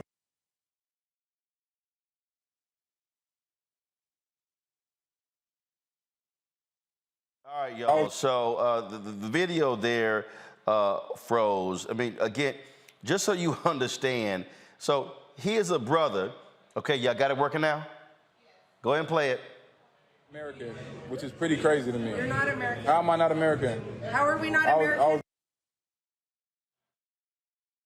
All right, not quite sure why our video playback machine is freezing. Let me see if I can find the video myself. All right, let me see here. All right, because this is one of these crazy, and I keep telling y'all we dealing with nutcases here. All right, play the video. And we sent her away. She came back talking crazy, saying that we're not American, which is pretty crazy to me. You're not American. How am I not American? How are we not American? I was born and raised here. My family. My descendants is from Africa, yes. My family. But I am American. I was born here. And I was a slave. How were you a slave? What made you a slave? Because I was black and my last name's Howard. You were black? Yes. You got revitiligo? You like Uncle Ruckus? You seen the Boondocks? You like Uncle Ruckus? I like. You got revitiligo? I like the blues. What does that have to do with anything? Our music. What does our music have to do with anything? Oh, we already called the police. We already called the police. They're on their way. Don't lie. We already called the police. No, you ain't. We already called the police. My man's on the phone right now talking to the police. My man's on the phone talking to the police. Oh, you're on live. You're on Instagram live right now. You know that I come from a family of gamblers. That's cool. My grandfather. That has nothing to do with what you're talking about right now. Paid for my that has nothing to do with what you're talking about. Ring. Literally nothing to do. She could barely bend her Literally finger nothing to do. I do not care. From playing poker. I do not care. And I am calling. I do not care. I do not care. I do not care. I call your bluff. That's fine. See, black folks can't even work out by their damn self. I mean, she just rolling her head. I wish he had turned the camera around so we can see what this fool looks like. Oh boy, you know what? The only black person that woman's been close to is Uncle Nearest. That's what that is. That lady is drunk, clearly. That woman, because you can tell by her voice, man. First of all, it's entitlement. This would actually be funny if it wasn't so dangerous, because we know the history of white women accosting black men in this society, but that's just entitlement, alcohol, arrogance, and she probably tried to push up on him. He told her to kick rocks, and she's mad about that. It just sounds like a whole lot of that, but you're right. I wish I wouldn't have stayed on the phone. I wouldn't have held the phone on myself. I'd have just put the phone on her and just let her do her thing for about 5-10 minutes till the cops pulled up. That's just nuts. Greg, you gotta kick. Listen to this fool sitting here go on and on and on. First of all, he gave her a hell of a lot more attention than I would have gave her dumb ass. No question. And I agree with Terrain. Just put the camera on her and let her talk. But you're right, brother. You're right, brother Terrain. It would be funny if it weren't so serious. The Know Nothings were a nativist political party in the 1850s. Remember, that's when the Whigs went out of business after Franklin Pierce was elected and then James Buchanan, and the Whig Party collapsed, and you get the Republican Party come out of ashes. Why do I go through that? The Know Nothing parties, the name of their party was Know Nothing. It was a way for white Northerners to hide their pro-slavery sentiment and claim that they weren't being pro-slavery. Why do I even bring all that, and what does it have to do with what we just heard?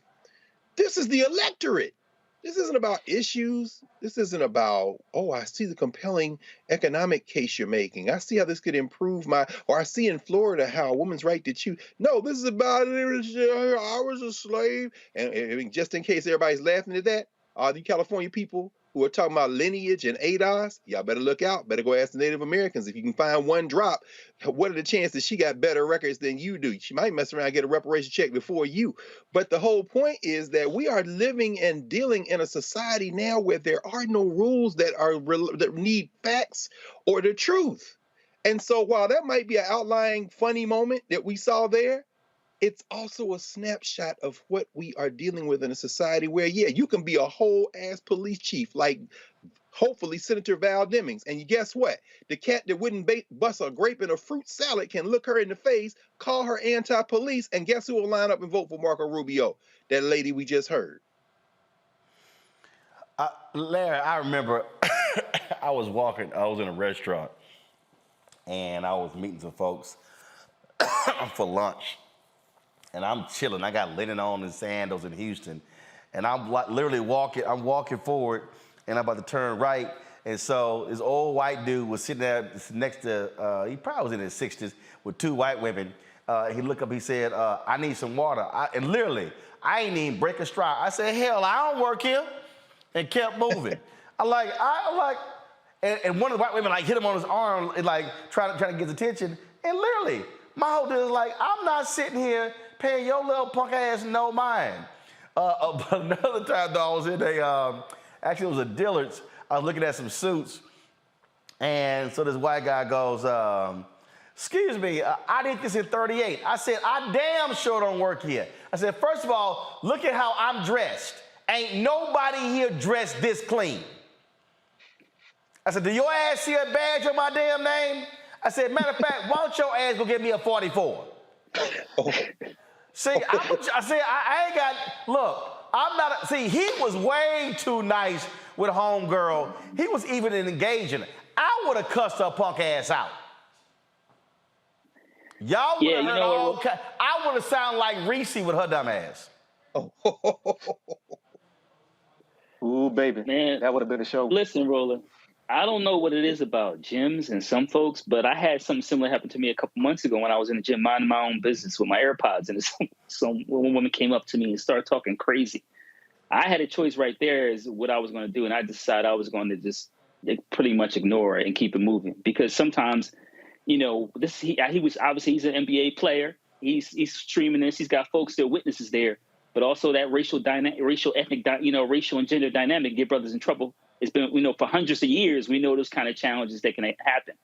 But I thought it was interesting, Roland, when she mentioned the Mayflower. So I know, Brother Cardinal, when she said that, that's a clear signal about where you find a racial hierarchy, so to speak. So, like I said, fortunately for him, like I said, he's got a big platform. He could stream it. I wish he would have showed us so we could, once again, people can contact her employment, et cetera, to make sure nothing like this happens crazy again. But I've had things like this happen to me in public. Roland, you just described it. Folks out here are crazy. And like I said, she talked about the Mayflower, so she already knew what she was trying to tell him. I do recall, I need to find this video. I was on a plane. I need to find this video because I had a crazy-ass white person moment. I was on a plane and first class, because I ain't flying coach. So I'm in first class, and I said that, Greg. So I get on, and I tell a dude I'm sitting right there. So I put one bag down, I put my bag on the seat, put the other bag up. So this white woman literally just brushes past me. And now I'm the only black person in first class. And everybody else was like, what the hell? And so I started having white passengers apologize. I said, hey, y'all ain't got to apologize for her rude ass. And so the flight attendant came up to me. So, now you know me, I ain't letting that shit go. No, sir. So when you in first class, you get off the plane first. So I literally get off the plane and I kneel down, tie my damn shoe. Oh. And I'm waiting on her punk ass to come off. And she came off and threw me a look. I grabbed my phone and I started live streaming her punk ass. And I was like, oh yeah, you rude ass heifer. Oh, I saw her killing her. I was like, yeah, I'm filing you the baggage claim too. And so I said, what, you mad because I was black in first class and you were white in coach? Oh, I was killing her. I was killing her. I live streamed her from the plane to the baggage claim. Oh, I ain't had no problem lighting her punk ass up. And again, the other passengers, they were all white. They were apologizing, said, oh my God, that was just rude of her. Like, she literally was so mad that, but you know what? Here's what I think happened. I don't think she was mad that, like she couldn't wait to get to her seat. Here's what I really think happened. Because you know how it is when the only time black people get to experience white privilege is if you at the airport, because you got TSA pre-check or clear, or when you 1K and you get to get on before everybody. Because how many of y'all got status on the airline? So when you fly, you walk, none of y'all got status on the airline? No, I'm just watching. Okay, y'all seen this before. I'm lower tier. Y'all seen this before. Y'all seen this before. When everybody in line and they got like line 1, then they got the other line for like groups 2 through 5. And when you got status, you could walk up any damn time you want to. Right. And they gotta wait because you got status. So you walk up and you stand there and they chilling, wait, and then, look, I'm real black with it too. Cause see, I don't even look at, I walk up, I'm like, and so you waiting, and then they go, excuse me 1 second, and then they call you over, and then you go ahead, and don't even matter. See, I think that's probably what happened. She probably was mad as hell, like, how they gonna weigh this black man for, and look, I'm telling y'all right now, y'all see whatever y'all want to, I'm gonna be real black and real arrogant with it. Because this the only, like I love it when you get on the plane and they say, I'm sorry, we got a bag. I said, shit, not for concierge first. I'm like, I know you got room for first class. Then they start moving stuff in the closet for the flight attendants. I'm like, yeah, this goddamn bag gonna be on the plane with me. So I'm just letting y'all know. I get real, I'm like, cause look, I see how they roll, I'ma roll the same way. And I'm gonna sit here, so that's probably the only time, that's the only time we really get to have that privilege that they enjoy. And guess what? I'm gonna use the hell out of it. But Roland, all I would say, and we all know this, just in case, because getting new viewers every week, you earned every bit of that. Oh yeah. In other words, it ain't like nobody, you was born into that. Nobody give me those miles. Like my wife had to learn. She tripped out, man. We get on the plane and she's like, what are you doing? I said, shit, better get on the damn plane. She's like, but they in line. I said, no, they in that line. I'm in this line. I said, I earned this shit. And so she was like all concerned. I said, well, hell, you can go stay with them. I said, because she was with me, she get on first. So then we get on the plane, then she get on, ain't no damn room. I was like, because your ass came on late. I said, next time you get on the damn plane with me, you have your bag stored. I said, see what happened when you like this? Doc, I know. Wait a minute, you left her? Hey, Doc, this real simple, bro. Let me tell y'all something. Bro. All y'all women, let me explain something to y'all. Okay? Y'all don't want to sit here and listen to your man, and y'all want to go stand in groups 2 through 7, going right ahead. My ass in group 1, okay? Now, if you don't want to get on the plane because, you feel like that's interrupting, that ain't my problem. Rolling ass getting on in group 1. I got status. I'm a wild boy, but I ain't that wild. Man, hell no, hell. What? You actually thought I was going to be in group 1 And I was gonna stand my ass over there in group 2 through 7 because she a preacher. She can go pray with them. She can go lay hands on them. She can talk to them. My ass getting on in group 1. It's all right, bro. All right. They don't call it ice cold without reason. What the hell boy. wrong Right. with 3 of y'all? Y'all all, what y'all at? Shh, man, y'all lost y'all. See, right there. Come on. Man up, Toron. Come on. Look here, bro.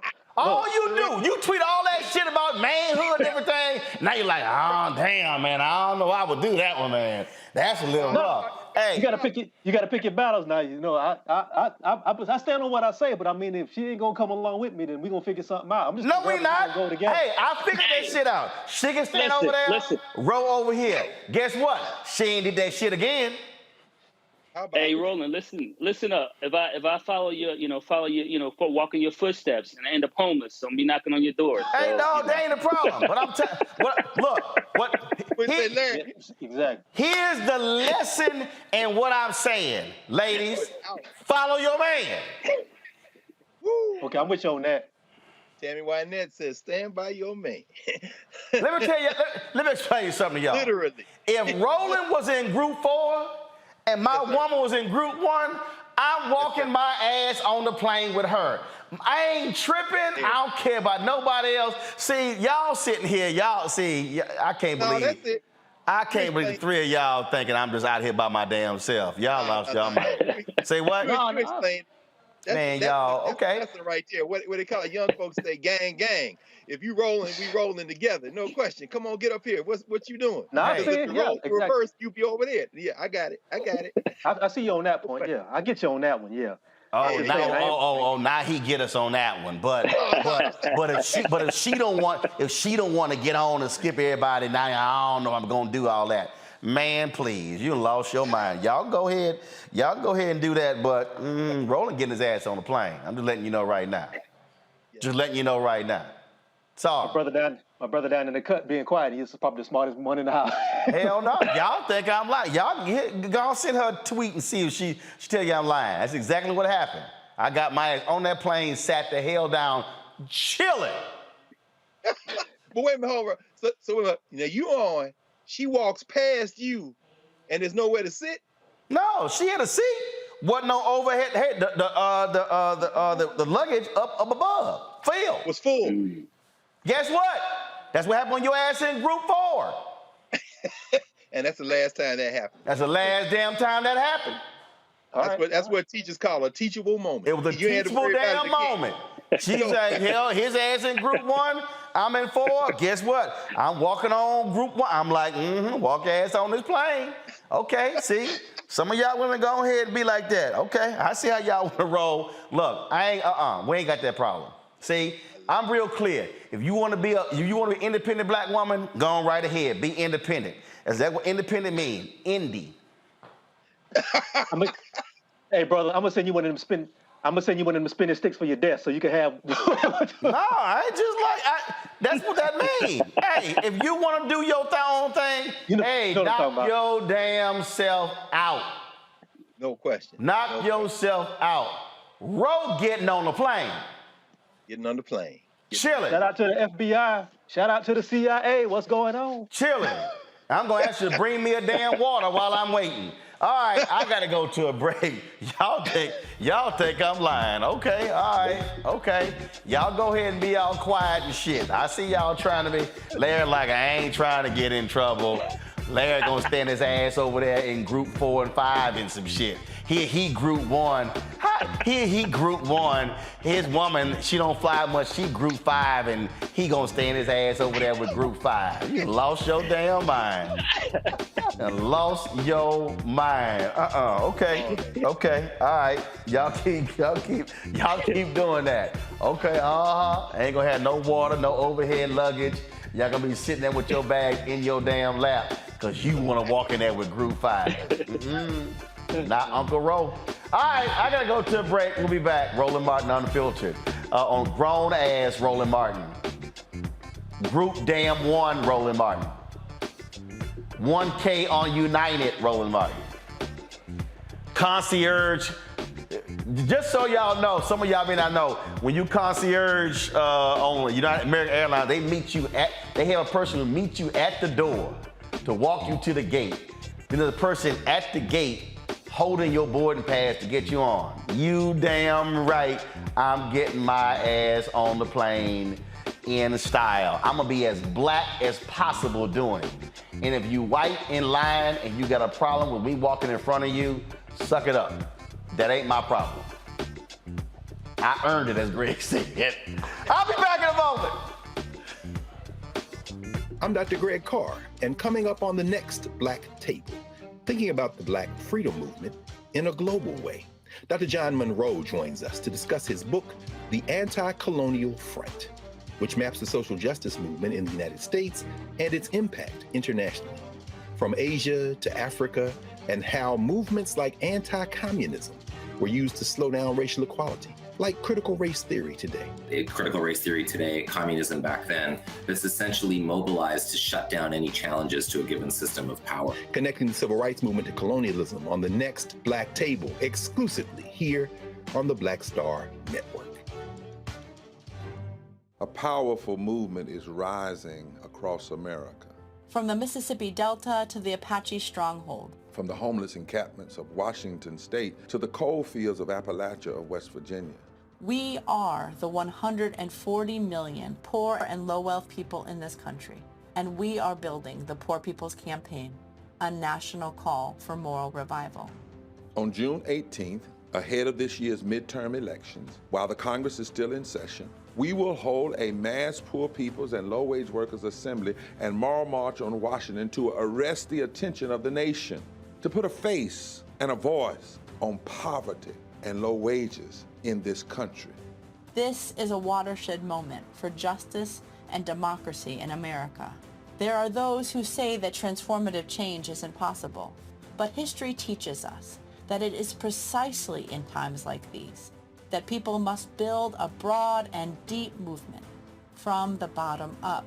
We must compel this nation to repent, to lament, and to see the realities that have been hidden for far too long. On June 18th, we will come together to lift the voices of the poor and low-wage workers who know that change is not only possible, it is essential for our survival.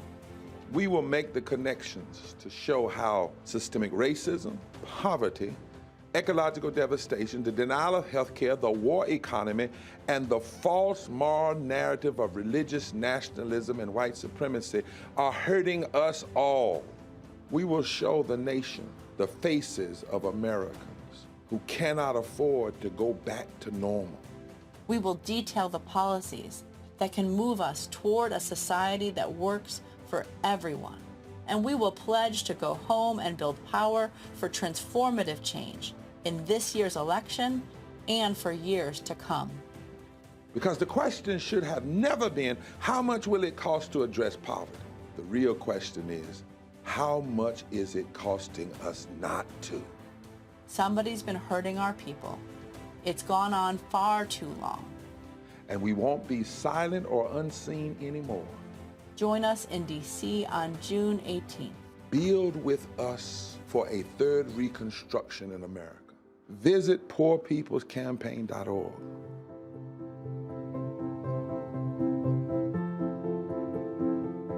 Hi, I'm Eric Nolan. I'm Shantae Moore. Hi, my name is LaToya Luckett, and you're watching Roland Martin Unfiltered.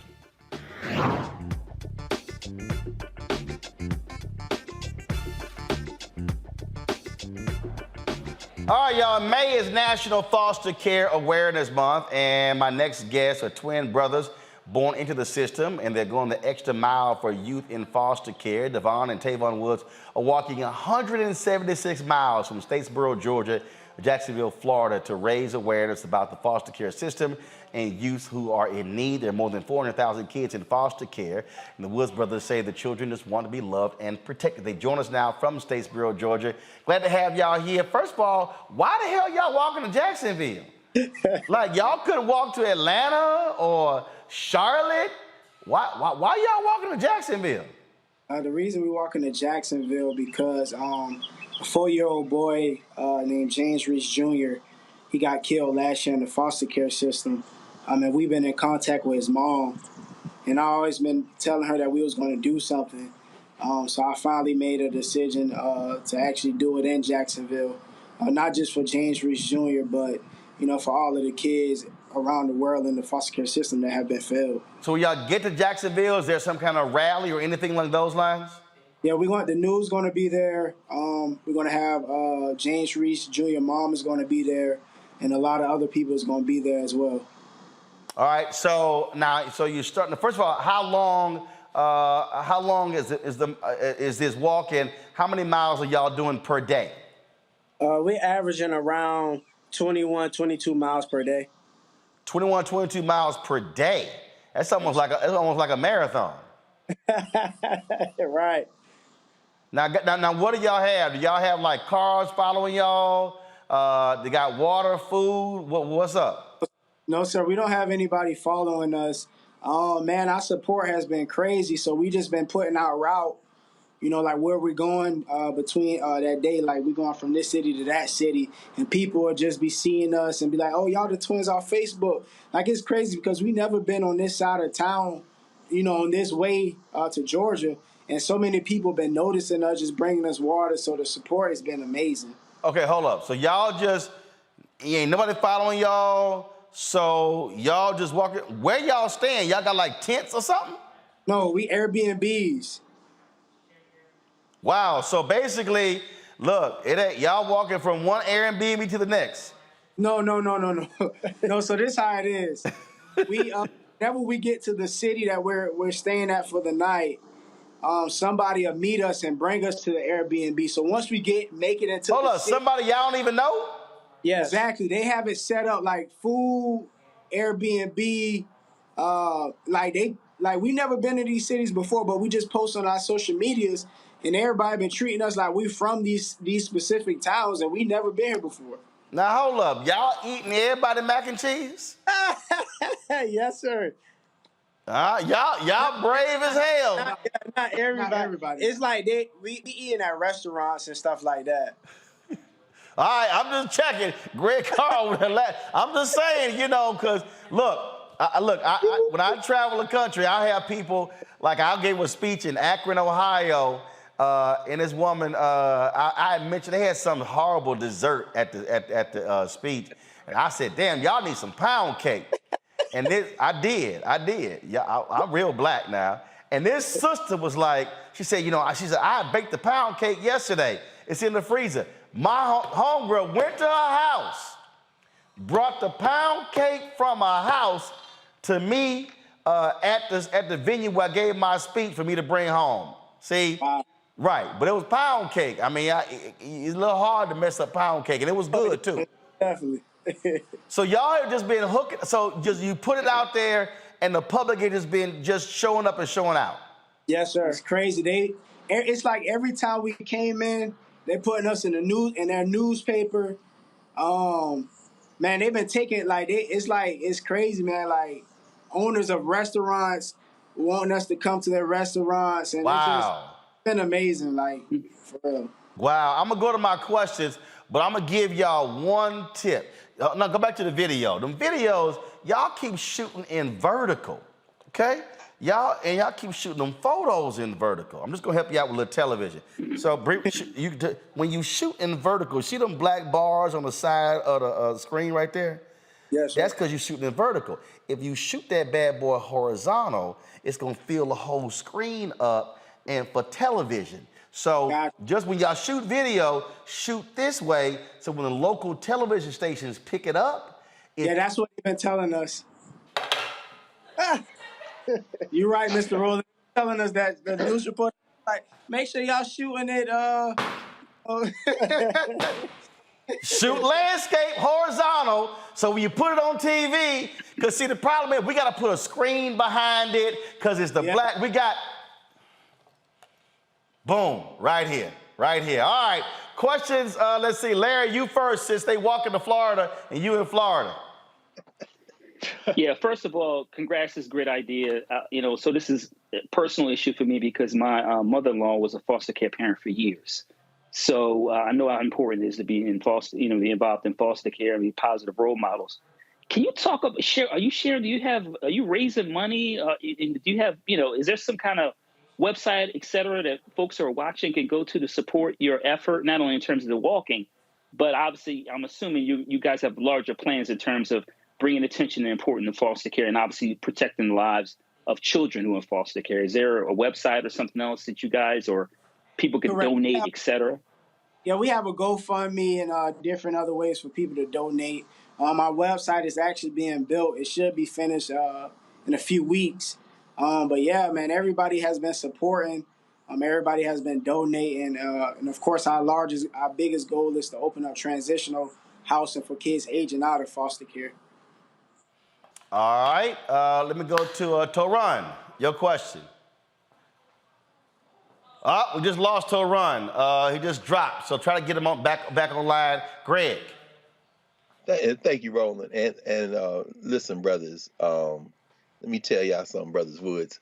You all are restoring people's faith in humanity. Be walking down the road in Florida by yourself and just taking the good grace of people. Y'all need to run for office. See, that, man.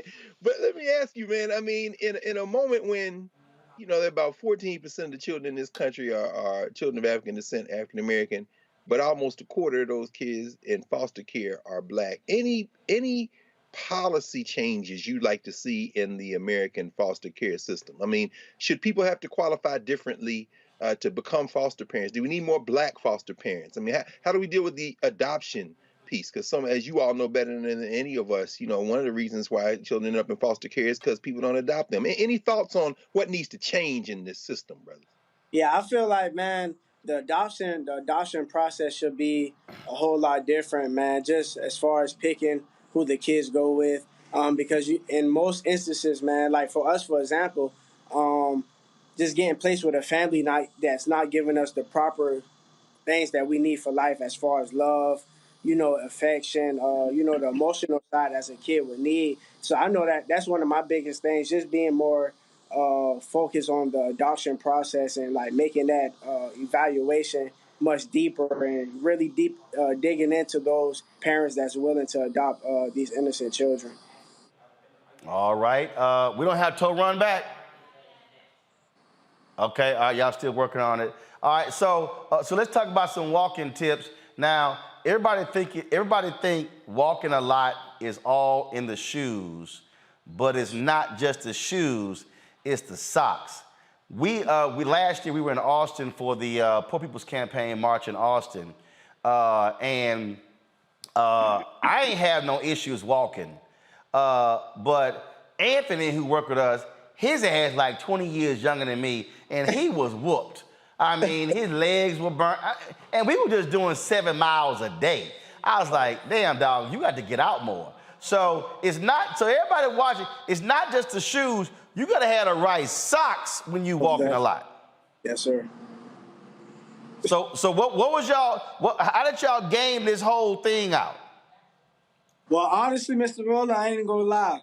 I put all this together within like 2 weeks ago. Wow.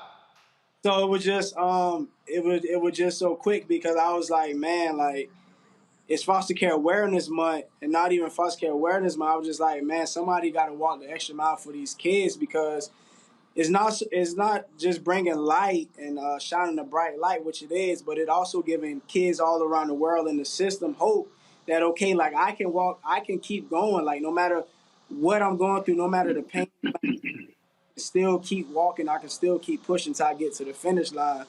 So I put this together so fast. And our preparation, we didn't start planning. We planned as we got on the road. After the first day, we like, okay, this is what we need to get. This is how we got to do this. So after that first day, man, we got a system down pack. And ever since then, man, we've been killing it. So how many days y'all now been walking? 4 days. 4? Yes, sir. And how many more days y'all got left? Tomorrow's the last day. Tomorrow's the last day. Got it. Anybody cramped up? Yeah, yes, sir, most definitely. That's why we got pickle juice. Pickle juice? Yes, sir. Oh, y'all damn show from the South. Oh, we from South Carolina. Yes, sir. Y'all straight up Black ass from the South. Cause I bet y'all grew up with the peppermint stick and the pickles, huh? Yeah. Hell yeah! See? See. Everybody, somebody on YouTube said, hell yeah, old school, old school. So, blisters, anything like that? No, sir. Blisters, no, sir. Man, look, thank God for that, because ain't nothing like getting some blisters and you got more miles to walk. Yes, sir. We had got the what is called moleskin to put on our feet. The what? You said the what? The what skin? Moleskin. Moleskin. Yeah, they sell it at Walgreens. It's just like a little padding you put on the bottom of your feet to prevent your feet from rubbing against your socks and stuff. Okay, all right. Now y'all got a GoFundMe. You're raising. So how much you trying to raise? Really, the GoFundMe is just. I forgot how much you put it at. I think it's like 50,000. All right. So first of all, I'm trying to put it in this other monitor so I can see. Y'all, no, give me the GoFundMe in the monitor, y'all. I need to see the monitor. I need to see the GoFundMe. I don't need to see myself. Can I see the GoFundMe in the monitor? Well, hurry up. I need to thank you very much. All right. Yeah, so y'all set a goal of $50,000. You've got $9,149 raised, 148 donations. So what's the easiest way to search on GoFundMe? Just type in "We Are Their Voice." Yes, sir. Okay, so everybody who's watching, right now, it's 2,000 of y'all watching on YouTube and Facebook, another several hundred on the Black Star Network app. So I want y'all to type in "We Are Their Voice" and donate to their effort. Support them in doing that. The goal is $50,000. And let's see, I want to see by the next 24 hours what this thing looks like. And so congratulations. Somebody also commented, they said they saw the FAMU shirt. One of y'all go to FAMU? Oh, no, this don't say FAMU. No, that's this the restaurant we ate at today. Oh, so damn, y'all ain't packed. Y'all just getting clothes along the way too? No, we packed. We got our own clothes. No, but I guess in one of the videos they saw an orange and green shirt. They thought it was a FAMU shirt. Oh, no, that was a Mossy Oak shirt. Yeah, that's a Mossy Oak shirt. That's a Mossy Oak. Oh, got it. So what's that? Another restaurant? Somebody gave y'all a shirt? No, that's Mossy Oak. That's a hunting clothing line. Yeah. All right. Well, somebody thought it was FAMU. So, but look at that, y'all. They giving y'all shirts. They giving y'all. Yeah, you know somebody gonna walk up to y'all and give y'all a pair of underwear too. They gonna give y'all all kind of stuff. Okay, so what? All right. So what's been the craziest thing somebody has done for y'all on this walk? Man, yesterday at the church. Oh yeah, that was crazy. The lady said she saw us on the news, Miss Peggy. She saw us on the news, and they was waiting for us to come through their town. And she saw us, and she invited us to their church. And man, we went to the church. They allowed us to take showers there. We ate, and man, we got to talk to all the kids. It was like over 75 kids there. And that was like one of the biggest highlights of this trip. Wow. But y'all ate at the church? They had chicken tenders. Oh, so y'all you can't mess up chicken tenders. Yeah. Right, you long as you ain't got to let that sucker simmer for a while, y'all good. Okay, I mean, I'm just look, man, look, walking 26 miles, you eat the wrong damn food, it's gonna be a tough walk. That's right. All right then, well, gentlemen, congratulations, Tavon and Davon. Again, folks, it's We Are Their Voice. That's the GoFundMe page. Y'all can check that out. Support them in what they're doing. I see already. Let's see, y'all at 9,149. So it looks like it's at 9,201 now. So you picked up 5 new donors, and so support them in what they're doing. And certainly congratulations, gentlemen, and good luck. Thank you. All right then, glad to have y'all on the show. Wow, pickle juice, Greg.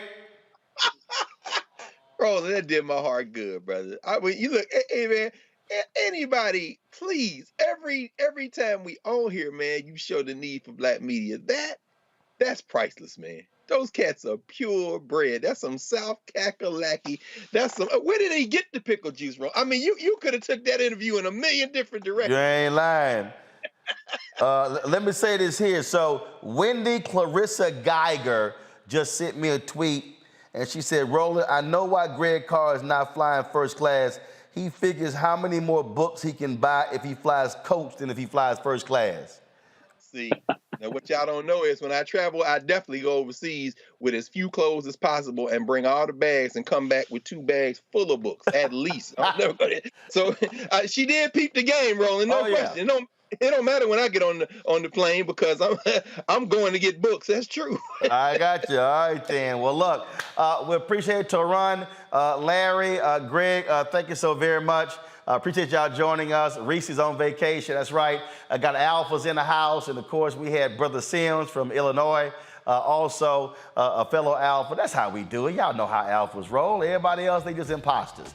All right, y'all. That's it for us. Tomorrow's show, y'all don't want to miss it. We got Randall Pinkett, actually, and his co-writer Jeff, 2 Alphas. They got their book dealing with black faces, dealing with black folks, how can they succeed in corporate America. You don't want to miss that conversation. All right, have a nice one. Then I got, of course, a writer who talks about how she believes that wokeness among white liberals is destroying democracy in media. She and I got an interesting conversation. And Congressman Ro Khanna is also on the show talking about what Democrats need to do to win in November. So it's a fantastic show for tomorrow. Y'all don't want to miss it. Don't forget, download the Black Star Network app, Apple phone, Android phone, Apple TV, Android TV, Roku, Amazon Fire TV, Xbox One, Samsung Smart TV, and of course, you can always join our Bring the Funk fan club where every dollar you give goes to support this show. Send your check-in money order to P.O. Box 57196, Washington, D.C. 20037-0196. Cash App, $RM Unfiltered. PayPal is R Martin Unfiltered. Venmo is R Martin Unfiltered. And then, of course, you go to Zelle, rolandsmartin.com. And then, of course, you also have, give me 1 second, y'all. Give me 1 second. rolandsmartin.com, roland@rolandmartinunfiltered.com. Kenneth, come here. So, y'all, so the other day I introduced y'all to 2 of our interns. He's our 3rd intern, Kenneth Goodall. Kenneth, come on. I told you to come on, man. All right, so this Kenneth, you're at Norfolk State, right? Yes, sir. All right, so it's what, junior, senior? I'm graduated. Oh, you graduated already. All right, so Kenneth is interning. He trying to sit here and get a job. So you know he's gonna be real focused in his 10-week intern. So Kenneth, glad to have you here. And so looking forward to you and the other interns, okay? Thank you. All right, cool, back to the control room. All right, y'all, that's it for us. I'm gonna see y'all tomorrow. Y'all know how we do it. Holla! Martin!